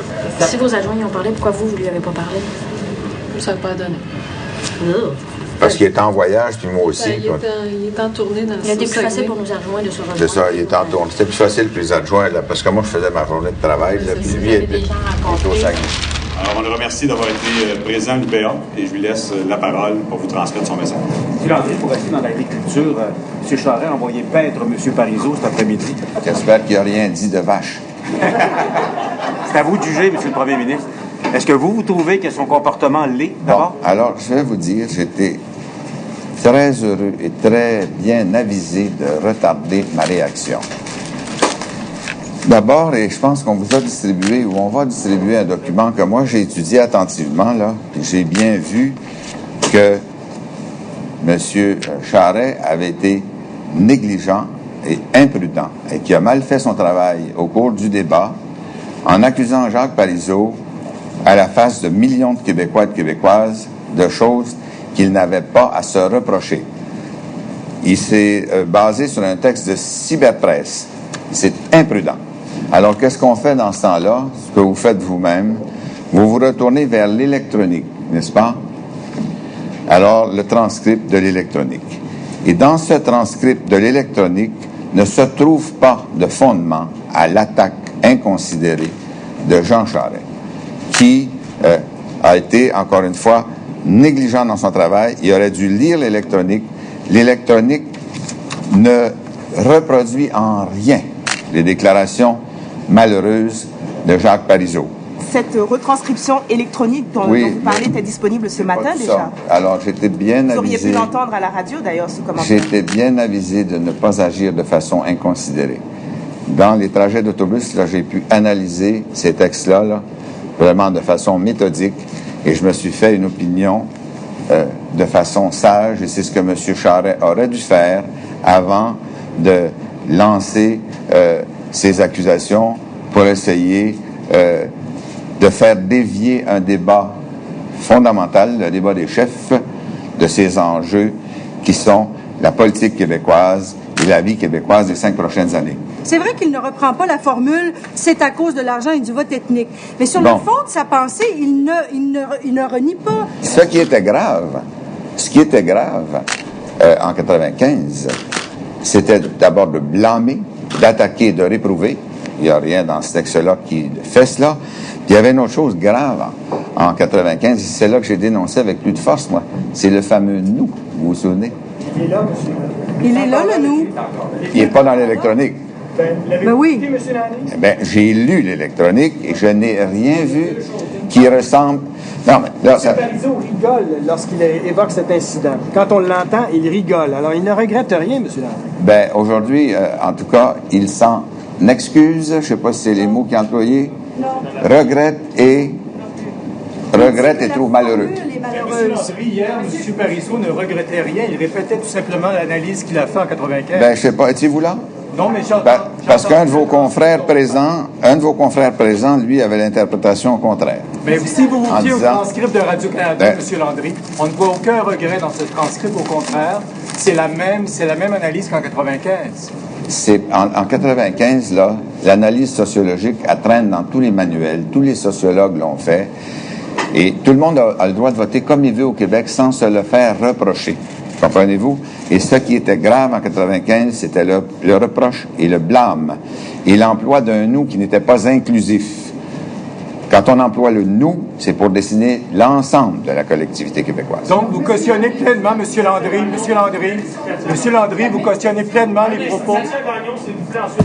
Si on vous demandait aujourd'hui la même question que l'étudiant a posée à M. Parizeau à Shawinigan, c'est-à-dire quelles sont les raisons qui font qu'on a perdu le référendum, est-ce que vous seriez prêt à dire que le vote unanime des communautés culturelles en est une? Moi, j'ai parlé, je ne sais pas combien de fois, de notre incapacité à convaincre à plus que 51% les habitants de la ville de Québec.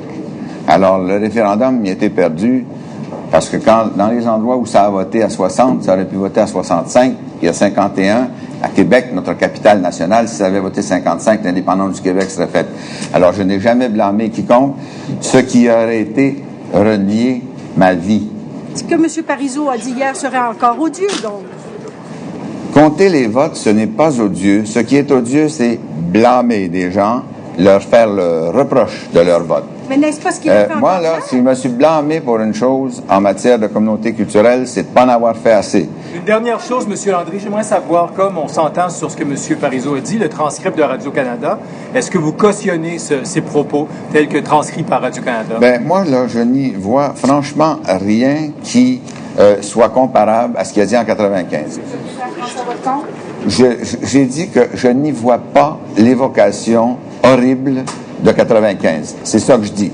Moi, mes propos, je les prononce moi-même et je les prends à mon compte. Les miens. Monsieur Parizeau. Je suis commis pour dire qu'il n'y avait rien là. Est-ce que c'est vrai qu'il n'y a rien là? Lui, là, la rétro me dit, Hubert, c'est un copier-coller de ce que sur le site de Radio-Can. OK. Là, eux arrivent et disent non, le site de Radio-Can, vous avez dit, ben, je suis cité, donc on l'a pris sur le site. Quel est l'enfant de chiennerie, là? Il y aurait un entre nous.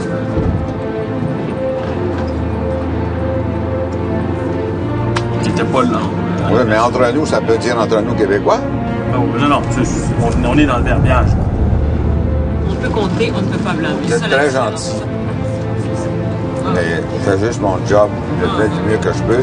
Puis le plus tôt pour récoller mon camp l'UQAM, le mieux ça sera. On s'en va où, en permanence? On s'en va faire à Châteauguay. On va faire la journée à Châteauguay. Dimanche soir, à Châteauguay, tu la connais pas, la chanson?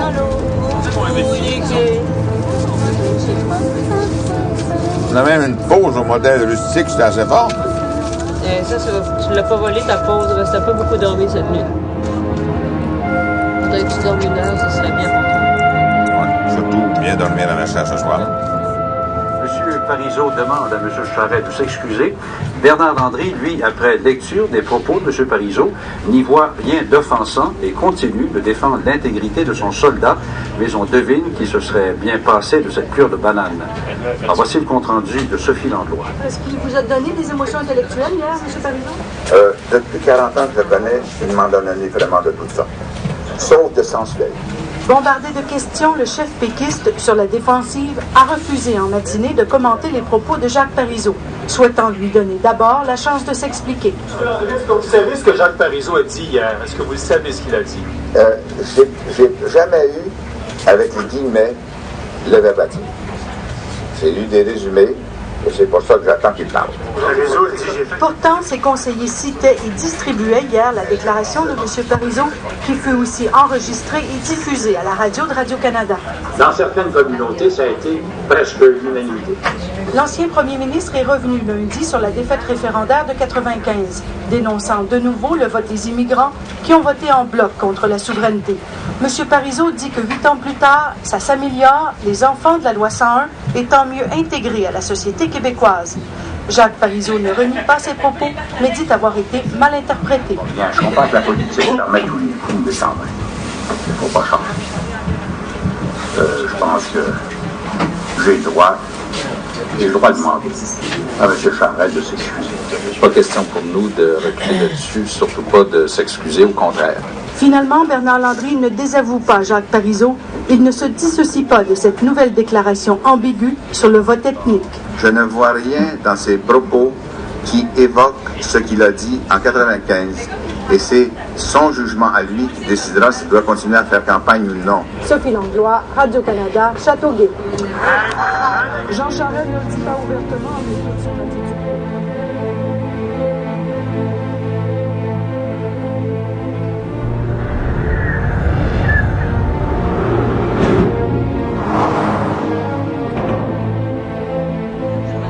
Tu parles du communiqué sur Parizeau. Ah, sur Parizeau. On va regarder l'émission.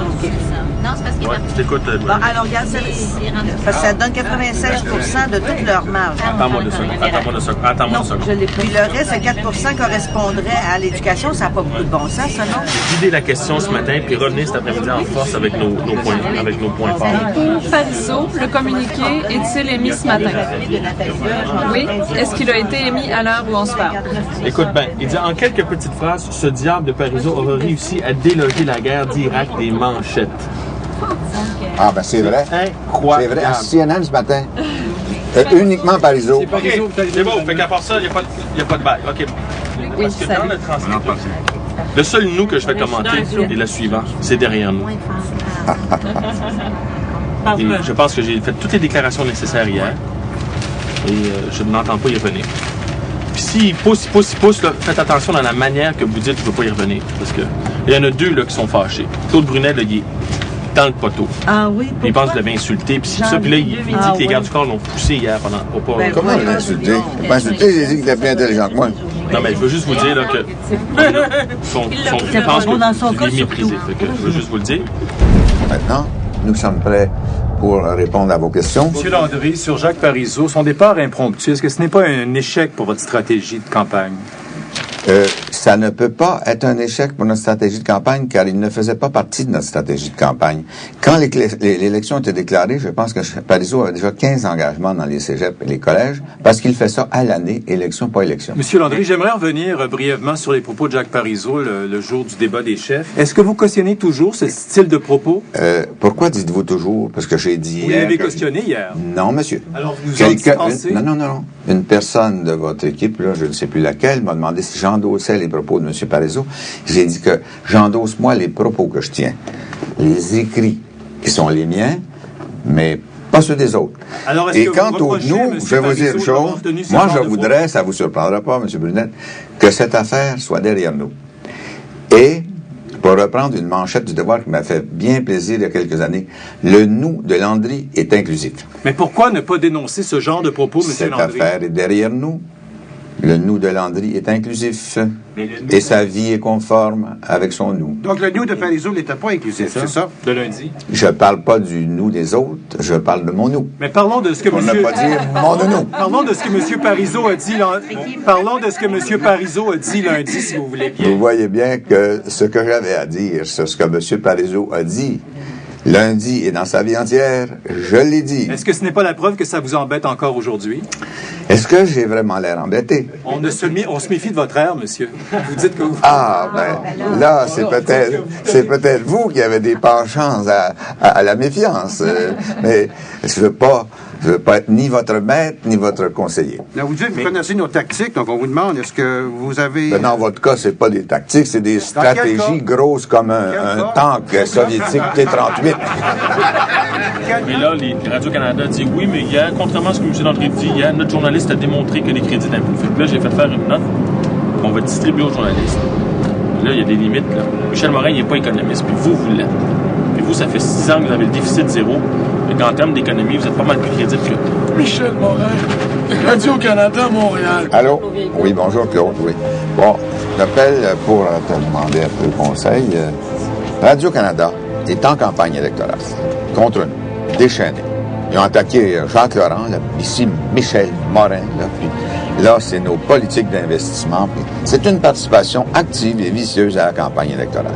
Complètement partiale, puis il parle d'économie, il comprend rien, puis ses reportages sont pas équilibrés, puis Jacques Laurent, il a donné une entrevue, il a rien pris de l'entrevue, il a continué à pisser sur lui. La propagande radio-canadienne honteuse, payée par nos taxes, elle cessera un jour. Ben oui. Oui. Alors, répand le message. OK, mon ami. Parfait. Au revoir. Ils sont en campagne. C'est visible. Ils sont pas gênés. Monsieur le Premier ministre, est-ce que vous commencez à être préoccupé par la tendance qui se dessine dans les sondages depuis le débat des chefs? Jean Charest a fait un bond de 3 points chez les francophones. Est-ce que ça commence à vous préoccuper? Je ne commente pas les sondages. Je commenterai le résultat électoral. Je vous avais fait cette promesse au début de la campagne et je la tiens. Est-ce que vous avez l'intention de continuer à faire des siestes l'après-midi? Pardon? Est-ce que vous avez l'intention de continuer à faire la sieste l'après-midi? Oh, oh, oh. Vous avez enfin percé le secret de mon humeur. Calme. Je suis peut-être le seul Italien qui peut le dire que je suis pour l'indépendance absolue. Et entre parenthèses, je ne fais pas partie du Parti québécois. Je suis pour l'indépendance pure et dure, telle qu'elle. Donc, personnellement, je fais l'indépendance du Québec 365 jours par année.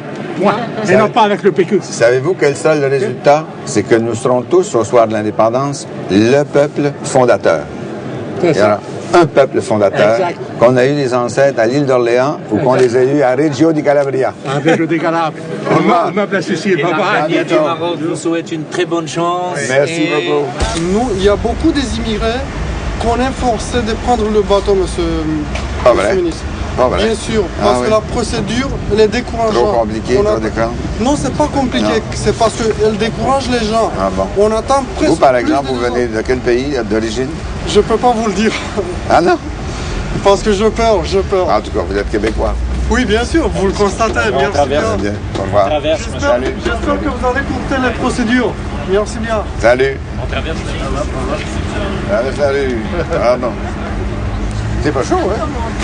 Ça n'est pas chaud. Vous avez parlé en parlant de la position libérale sur les diffusions d'horizons atroces, de tragédies, de choses d'une gravité extrême, d'une bombe à retardement socio-économique, d'une catastrophe sociale-économique. Si ça, c'est pas une campagne de peur, c'est quoi? C'est une campagne réaliste. Je crois profondément chacun des mots que j'ai cités. D'ailleurs, bombe à retardement, là, ça vient d'un placide universitaire que je connais bien, c'est mon ancien collègue de l'UQAM, M. Tellier. Monsieur Landry, vous dites des choses atroces se préparent avec les libéraux, mais est-ce que c'est pas de nature à vous discréditer en employant des qualificatifs de cet ordre-là? Ce sont des citations pour la plupart. Et franchement... Mais vous les partagez. Oui, franchement, défaire la ville de Montréal, alors que Jean Drapeau, un des plus grands maires de l'histoire, la voulait faire, alors que Louis Arel, avec un courage extraordinaire, c'était pas drôle pendant les diffusions, là. Pendant les fusions. À Québec, là, on a eu des élections partielles, puis on a eu le Bloc, puis on a eu etc. La population était extrêmement perturbée. Monsieur Landry, est-ce que ça pourrait mener, est-ce que les diffusions risquent de mener ou ouvrir la porte à la partition du Québec? Ça, je ne sais pas. Mais vous le craignez? J'ai cité un de vos collègues qui spécule sur cette question. Non, mais vous, là, est-ce que vous pensez que ça pourrait ouvrir la porte? Je ne suis pas prophète. Et puis, est-ce que c'est une crainte? ben, moi, j'ai la conviction que ça n'arrivera pas parce que Jean Charest, justement, ne sera pas élu pour 50 000 raisons, dont son cadre financier, plus celle-là. Vous avez invité les libéraux encore aujourd'hui de voter pour votre parti lors de votre discours, mais on voit qu'il y a de plus en plus de souverainistes qui sont portés à voter pour les libéraux parce qu'ils ne croient plus dans votre option, surtout après ce qui est arrivé avec Jacques Parizeau. Quel message vous lancez à ces gens-là? Tous ces gens-là savent qu'une des choses que je veux le plus ardemment, c'est l'indépendance nationale du Québec. Allez-vous aborder cette question de façon beaucoup plus claire, en faire un thème principal des moi, je l'aborde dans tous mes discours, même dans la séance de poésie d'hier avec Makakoto, que ce soit dans des milieux d'affaires ou des milieux plus sociaux, je parle de la souveraineté nationale parce qu'il y a une connexion entre tout ça. Il y a une connexion. Je vous l'ai dit, la France, pays souverain, a un excellent système de santé qui s'appelle la Sécu, mais ils ne payent pas 2/3 de leurs impôts à Londres ou à Bruxelles. Je parlais de la dimension humaine pour Parizeau, parce que quand Parizeau a ce rire de Père Noël, c'est pas un rire baveux et agressif comme on pourrait le croire. Ouais. C'est un rire nerveux. Je connais Parizeau, moi. Quand il dit c'est pour échapper à un péril, échapper à une angoisse intérieure. Mais en même temps, M. André, vous n'avez pas arrêté de le vanter. Puis c'est vrai que c'est un grand intellectuel, mais qui est brillant puis qui est si piqué ça. Il me semble que ça est venu grande comme ça la question. Mais c'est nous qui sommes des nonos, parce qu'on le savait qu'il était dangereux, on n'arrêtait pas de le dire. Il est rentré dedans. Puis pourtant, ça fait 8 ans. C'était pas un piège, c'était un petit étudiant qui posait la question. Mais... ça se vire en piège dès qu'il y a de la presse là. Non, je ne me sens pas menacé. Mais comment pouvez-vous convaincre vos troupes de travailler d'arrache-pied si vous dites que vous ne vous sentez pas menacé et que tout va bien? Mes troupes travaillent d'arrache-pied. Je leur ai même demandé de ne plus dire on va gagner, mais il faut gagner, et je leur donne l'exemple. Et je travaille fort. Non, vous ne leur donnez pas l'exemple puisque vous dites que vous n'êtes pas menacé et que la victoire est acquise. Je dis la vérité. Je vous dis toujours la vérité. Je ne me sens pas menacé. Mais je sais qu'il faut travailler, c'est dans la nature des choses. Mais est-ce que ça ne serait pas dans votre intérêt de sentir cette menace et donc de travailler d'arrache-pied? Les libéraux actuellement préparent leur comité de transition pour accéder au pouvoir. Peut-être eux se sentent-ils menacés, ça c'est une autre affaire. Et la transition, là, M. Raymond Garneau, là, je vous rappelle que c'est lui qui a instauré les déficits au gouvernement du Québec pour payer l'épicerie. C'est avec lui que ça a commencé. Mais M. Landry, c'est le deuxième jour que vous attaquez Jean Charest et vous nous dites que vous ne vous sentez pas menacé. Mais voyons donc, est-ce qu'il faut se sentir menacé pour dénoncer de mauvaises politiques et de mauvaises idées? Hein? C'est pas une question de menace, c'est une question de devoir d'État. Nous avons le devoir de prévenir la population du Québec qu'en cas de diffusion, nous vivrions une catastrophe économique et sociale. Pas besoin de menace pour dire ça, c'est le bon sens même. Il faut donner l'idée qu'on augmente la cadence. Ouais. Parce que là, pour eux, là, la campagne, elle vient de commencer. Puis si elle vient de commencer, bien, elle commence pour les libéraux, puis elle commence pour nous aussi. On a été 22 jours avec 15 points d'écart. N'oubliez pas ça. Ça marque le monde, ça aussi. Il faut se battre. Il faut travailler, bûcher jusqu'à la fin. Comme je disais à M. André aussi, hein, ça sera un résultat historique si on gagne. Alors, on ne l'aura pas à la facile. Non. On va l'avoir à l'arraché. Oui, Chantal dit que j'avais l'air moins en forme aujourd'hui, alors il faut que je fasse attention. Avec la preuve, il faut qu'il retrouve son côté bon enfant du début. Oui, dans mon histoire.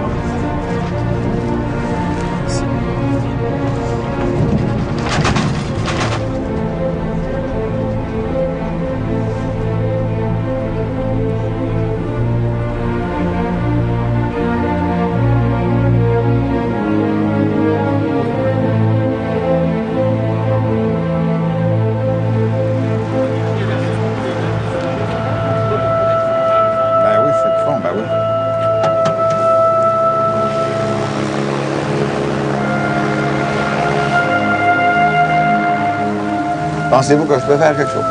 Bien, je crois qu'il va falloir s'interroger sérieusement, peut-être, pour revoir un peu la réglementation. Ça, j'ai pas besoin de loi spéciale là, pour décrocher mon téléphone puis appeler. Puis je vous souhaite bon courage et bonne chance. Merci beaucoup. Salut. Au revoir. Au revoir. Bonne campagne. Au revoir. Bonne campagne. Merci. Merci beaucoup. Au revoir. Nous sommes prêts à répondre aux questions et quand je dis nous, ben, ça inclut mes collègues spécialisés. M. Landry, je comprends votre ligne d'attaque, mais pourquoi faire ça dans une caserne de pompiers? Ça chauffe tant que ça? Ça chauffe pour le Parti libéral. Le feu détruit les maisons.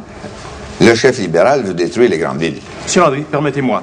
À chercher à faire peur comme vous le faites actuellement, est-ce que vous n'agissez pas comme Stéphane Dion le fait si souvent? Je cherche pas à faire peur. Je cherche à renseigner, à informer. Et j'espère que M. Charest, s'il ne veut pas m'écouter, qu'il écoute Gérald Tremblay. Mais vous dites que Jean Charest a perdu la raison? Non, j'ai pas dit ça. Mais qu'il revienne à la raison, c'est qu'il l'a perdu. Qu'il revienne à la raison institutionnelle dont il s'agit. Parce que je n'ai fait aucune attaque personnelle durant cette campagne. Justice, M. Landry, pour les orphelins du Plessis. On veut entendre un message. Un message, là, devant le public. Il me semble que j'en ai donné un. Non, il était pas bon. Il a été signé par le gouvernement. Il y a 50 millions de dollars. Non, monsieur. Plus des excuses que Lucien Bouchard avait faites. Vous avez envoyé des milliards dans le Nord, puis des miettes de pain aux orphelins de Duplessis. Est-ce que vous n'avez pas été trop dur à l'égard de Jean Charest hier? Vos propos ont été très vindicatifs à son égard. Se peut-il? Puisque j'ai fait aucune attaque personnelle de la campagne. Mais est-ce que vous n'avez pas dit qu'il a plié les chines déjà devant le fédéral? Est-ce que c'est... Ah non. J'ai comparé sa position constitutionnelle à celle d'Adélard Godbout. Vous vous rappelez? Parce qu'Adélard Godbout s'est fait élire avec l'aide puissante du Parti libéral fédéral. Alors, après ça, il ne pouvait plus rien leur demander à toute fin pratique. Ce qui ne veut pas dire qu'Adélard Godbout n'a pas fait des choses extraordinaires dans d'autres domaines. Mais sur le plan constitutionnel, il était obligé de rester plat parce qu'il avait été élu par l'aide du gouvernement central. Non, c'est si Mme Godbout n'a pas Tabarnak, c'est dans la presse qu'elle est en crise, ça écrit une lettre, ça sort partout. Oui, mais dans ce métier-là, dès que quelqu'un dit « T'as tort, à genoux », c'est ça la politique. C'est ça, le premier ministre du Québec? Non. Là, madame Gaudreau. Le mot excuse, là, Hubert, là, oublie ça, là. On va débarquer de l'autobus avant de m'excuser. Attendez une minute. À l'évidence, Mme Godbout n'a pas entendu ce que ça. j'ai dit. Exactement. On n'a pas dit que son père n'était pas bon, on a dit qu'il avait nationalisé l'électricité, permettant à René Lévesque d'aller plus loin, puis donner le droit de vote des femmes, nous permettant de faire élire le plus grand nombre de femmes à l'Assemblée de l'histoire. Exactement. Mais sa position constitutionnelle, c'est bien connu, les historiens le savent, c'était 0. Vas-tu m'excuser pour avoir dit la vérité? Non. Parce que qu'est-ce que ça va être sur le mensonge? Pas pour avoir dit la vérité. Vous excusez auprès d'elle si, de par vos propos, vous l'avez blessée, mais je vous rappelle. C'est elle qui n'a pas lu les journaux. Elle n'a pas lu les journaux, ça n'a pas été rapporté dans les journaux. Non, mais c'est les journalistes qui sont coupables, c'est pas moi. Notre conférencier, M. Bernard Landry. Et vous savez que le Parti libéral est formel, persiste et signe. Un de ses premiers gestes, ce sera de faire une loi cadre qui, si elle est employée par toutes les anciennes municipalités qui voudraient le faire, déboucherait sur 268 référendums. On a besoin de ça dans les années qui viennent au Québec, au lieu de s'occuper de développement économique, de développement social, de développement urbain, de faire des référendums. On me regarde de travers, moi, parce que j'en ferai peut-être un. Et c'est pour une question vitale, la question nationale du Québec qui n'est pas réglée. Et je vous garantis deux choses. Si j'ai la moindre chance de gagner un référendum sur notre indépendance nationale d'ici 2005, le Québec sera assis au concert des nations en 2005.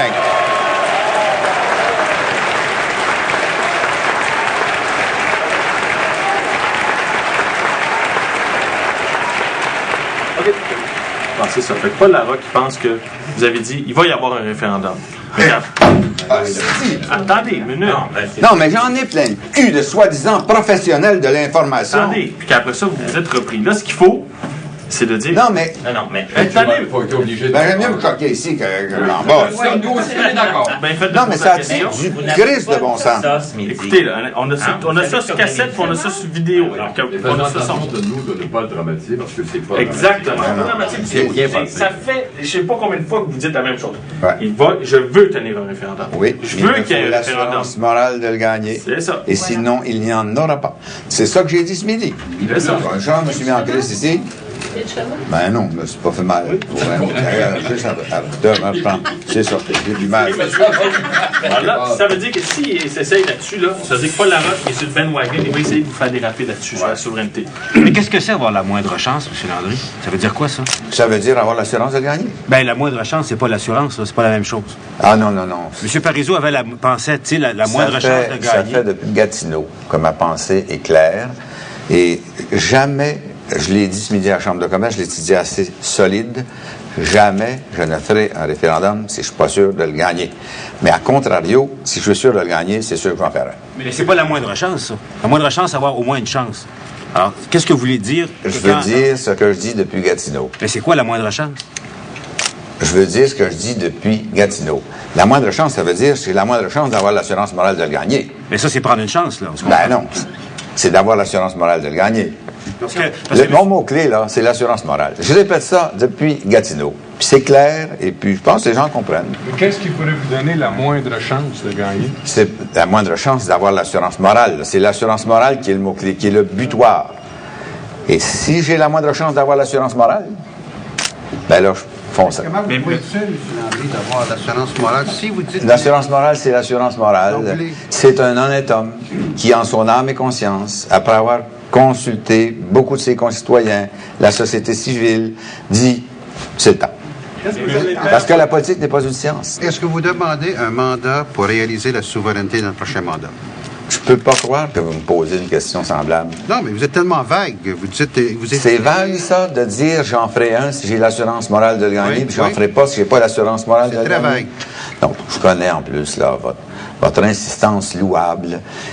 Une chance qu'on a le Globe and Mail pour nous stimuler à faire la souveraineté le plus vite possible. On va faire de la convergence. TVA va entrer dans la danse, M. Landry. Je reviens à ma question. Ça serait formidable si TVA nous aide à faire la souveraineté. Non, va vous aider à éclaircir votre propos, M. Landry. Okay, alors je vais le redire, ce que je dis depuis Gatineau. La moindre chance. À Gatineau, il n'y avait pas moindre chance. La moindre chance d'avoir l'assurance morale. Il n'était pas question de moindre chance à Gatineau, M. Landry. D'avoir l'assurance morale.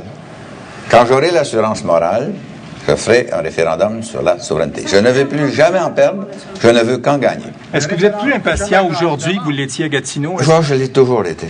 Depuis que j'ai rejoint le Parti québécois, c'est-à-dire en 1969. Alors, où est-ce que tu es? Alors, c'est le Journal de Montréal, le Journal de Québec. Ça a l'air d'un enterrement de première classe avant le Mais ce que je regarde, c'est qu'on a quand même 40% du vote francophone dans le législatif. Est-ce que c'est après le point de presse que Non, on part Louis Hébert, après sur Chauveau.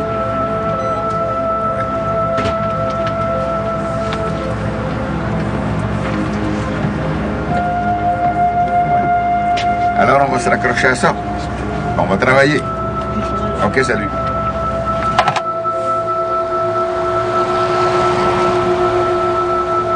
On n'a pas fait ça comme des caisses de bain. On a fait une bonne campagne.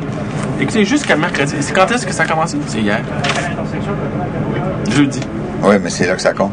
Ah, je sais que c'est là que ça compte, mais ce que je veux dire, c'est qu'on peut pas évaluer toute une campagne sur les 3 derniers jours. Non, mais le résultat, tu le cueilles à la fin. Ouais, tu peux. Alors, bienvenue au dernier point de presse de cette campagne. Vous avez dit hier, je suis ici. À cause de ce machin? C'est parce que quand vous parlez, ça porte toujours mon regard vers le haut. Non, d'accord. Vous avez dit hier que la décision de demain pourra entraîner des conséquences pour plusieurs années pour le Québec. Qu'est-ce que vous vouliez dire exactement? L'article de Pierre Bourgault hier était assez éloquent. Si on veut la souveraineté, aujourd'hui ou demain, c'est pour le Parti québécois qu'il faut voter. Et la souveraineté arriverait quoi si vous perdez demain? Est-ce que l'option, la cause meurt comme M. Bourgault le laisse entendre?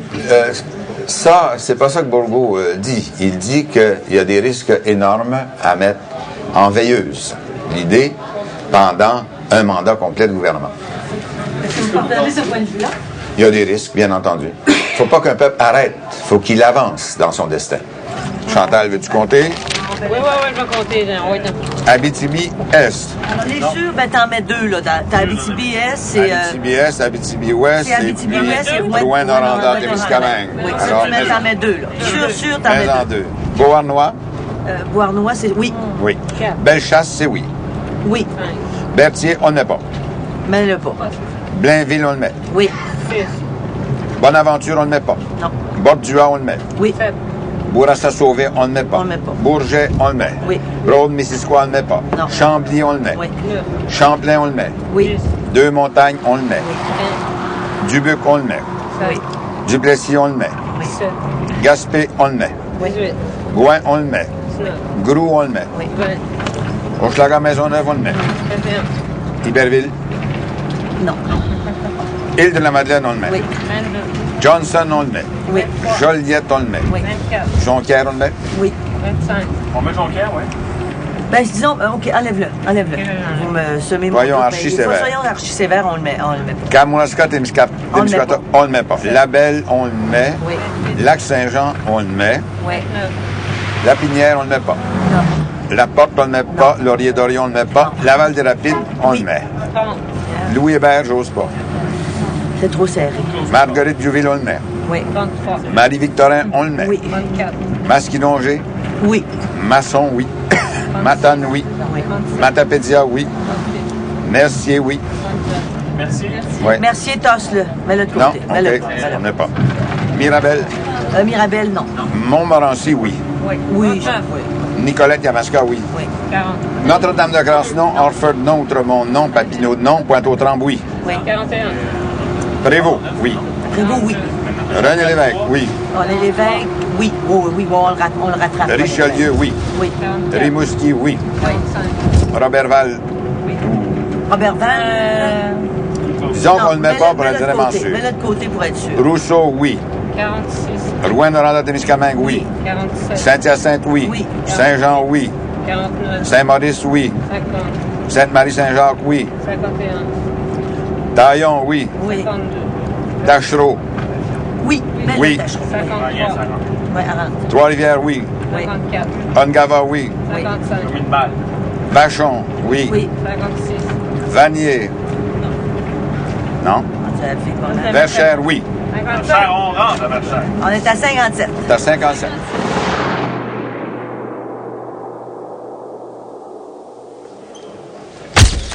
Bonjour, ça va bien ce matin? Bonjour. Bonjour. C'est un plaisir de vous voir. Bonjour, ça va bien? Voilà. C'est fait. Bonne journée, là. À vous. Bonjour. Merci pour le beau travail. Bonjour. Bonjour, madame, ça va bien? Bonjour. Bonjour. Salut, ça va bien? Allô? Salut, Jean, ça va bien? Oui, ça va bien. On espère tous pour le mieux. C'est un vrai mystère. Un régiment d'opinion aussi rapide, ça s'est rarement vu. En tout cas, dans un sondage. Et puis, sur le terrain, on ne sent pas ce qu'on sent dans un sondage. En tout cas, on n'aura rien à se reprocher, je crois. La campagne, les accidents qu'il y a eu ne sont pas venus principalement de nous. Parizeau, qu'est-ce que tu veux, c'est tombé du ciel. Non, je comprends. La tradition pour la passation des pouvoirs, c'est combien de temps à peu près?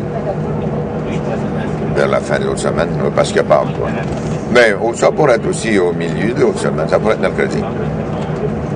D'ailleurs, moi, j'aurai d'autres réflexions à faire. J'espère que tu vas m'aider aussi à les faire. Oui, parce que à l'âge que j'ai, là, moi, c'est pas sûr que je fais le match revanche. Là. OK. Salut, au revoir. Au revoir. Ouais. C'est pas une belle journée, hein? Non, si tu veux. Non. Qu'est-ce que tu veux dire, là, quand tu dis ça? Là? Ben, on a fait. Frank s'est dit que ce qu'il entend là, dans son quartier, là, c'est qu'on n'a peut-être pas tous les votes populaires, mais qu'on aurait les compter. Il dit que c'est ça qu'il entend dire. Oui, oui, mais même ça, les sondages catastrophiques démontrent qu'on n'aura pas assez de compter non plus. Il y a une possibilité mathématique que ce qu'il dit est vrai, là. Pas de vote populaire, mais compté. C'est pas fermé. C'est pas fermé, mais c'est crucifiant, parce qu'on sait on va le savoir en plus à dose homéopathique. C'est terrible. Hein? Ouais. Après avoir passé près de l'histoire et de la gloire, ça qui est un peu frustrant. Ouais. C'est ça qu'on avait dans ces mots de sondage-là au début, tu te rappelles? Oui. Ouais. C'est dur.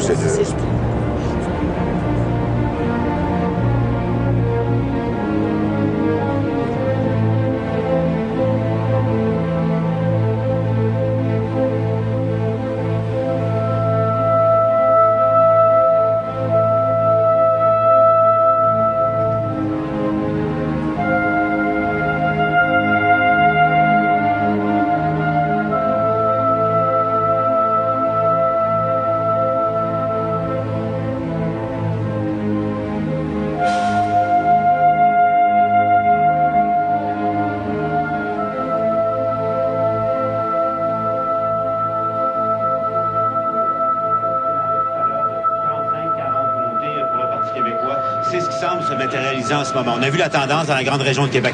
D'ailleurs, regardez, je vous le disais tout à l'heure, autour de Bernard Landry en ce moment, ses principaux conseillers politiques, mais de ses amis très proches, ses amis personnels. Vous avez vu Gracia O'Leary, entre autres. Il y en a quelques-uns aussi. Donc, on a pris soin de bien entourer M. Landry ce soir. Si jamais le Parti québécois perdait ces comtés-là, ça serait vraiment, sans parler de débat, ce serait vraiment une vague libérale. C'est là qu'elle pourrait se concrétiser. Dans nos défaites, oui. On est allé plus bas où? 23 comtés en 85. 85, 23, puis... Bien, évidemment, si on remonte à 70 et 70. Non, j'oublie ça, là, depuis qu'on prend le pouvoir. OK, 89, 29 comtés. Alors, on est déjà assuré d'avoir la défaite la moins grave de toutes les défaites qu'on a eues. Depuis un quart de siècle, oui. Radio-Canada prévoit que le prochain gouvernement du Québec, si la tendance se maintient, sera formé par le Parti libéral du Québec et que ce sera un gouvernement majoritaire. Je vous rappelle, déjà, le prochain gouvernement sera un gouvernement majoritaire, libéral, que dirigera M. Jean Charest. Il est 21h23. C'est pas possible. On va voir dans la face. Alors, vous voyez cette ambiance au quartier général du Parti libéral à Sherbrooke. Les gens, déjà, sont très heureux. certainement suivront cette lutte dans Sherbrooke aussi, parce que ce que je commençais à souligner tantôt, c'est pas tout d'avoir une majorité ou une chambre très forte, Robert, mais monsieur... On ne devrait plus de n'avoir. voudra certainement siéger dès la première. C'est ça, je pense que c'est ça. L'exemple de Robert c'est le débordement de joie, bien sûr, qui s'en est suivi à la suite de cette annonce. Peut-être préciser qu'effectivement, cette fois-ci, contrairement à 98, ça a été la campagne de Jean Charest. La victoire,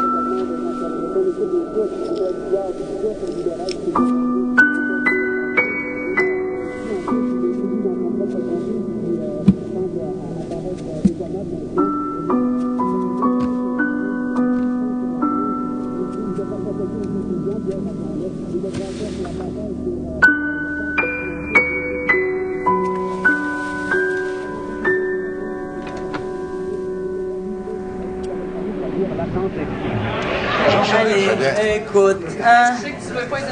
Oh. On est encore là. C'est 3500, 3700. J'ai 200 derrière, je suis en train de me faire battre, mais en tout cas, j'aurais bien essayé. J'aurais bien essayé. Ouais, c'est bien, Claude. Oui, assez, merci. On va être assez nombreux pour faire du trouble. On va être assez nombreux pour faire de la merde en masse. On va tous les écœurer. Ben, on va être plus nombreux que ne l'était. Ben oui. Merci à l'ensemble de la population du Québec. On va pouvoir marcher dessus. Paul, vous avez d'autres commentaires, d'autres réactions qui viennent de votre côté? Oui, pour vous dire, Claude et Pierre, que Bernard Landry est sur le point d'appeler Jean Charest pour le féliciter et concéder évidemment la victoire. Et on me dit que M. Landry viendrait faire son discours vers 22h30 dans une vingtaine de minutes. Ce qu'on me raconte, c'est que dans les circonstances... M. Charest, c'est Hubert Bolduc. Félicitations, je vous passe le premier ministre à l'instant. Bonsoir, M. Charest. Je vous félicite chaleureusement. Vous ne l'avez pas volé, vous l'avez gagné, c'est bien. Et on va organiser la transition le plus rapidement possible. J'imagine que nos gens ont déjà commencé à se parler, je crois. Hein? Oui.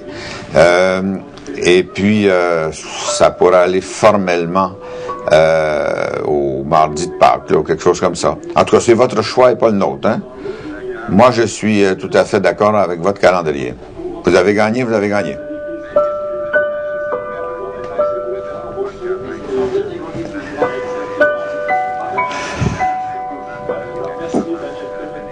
Ah oui.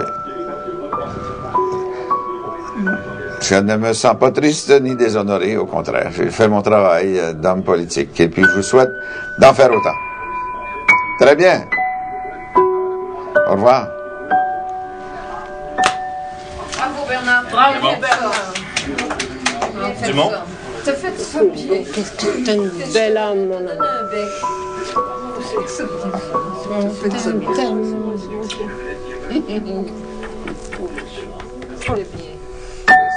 Quelle belle âme, quelle belle âme.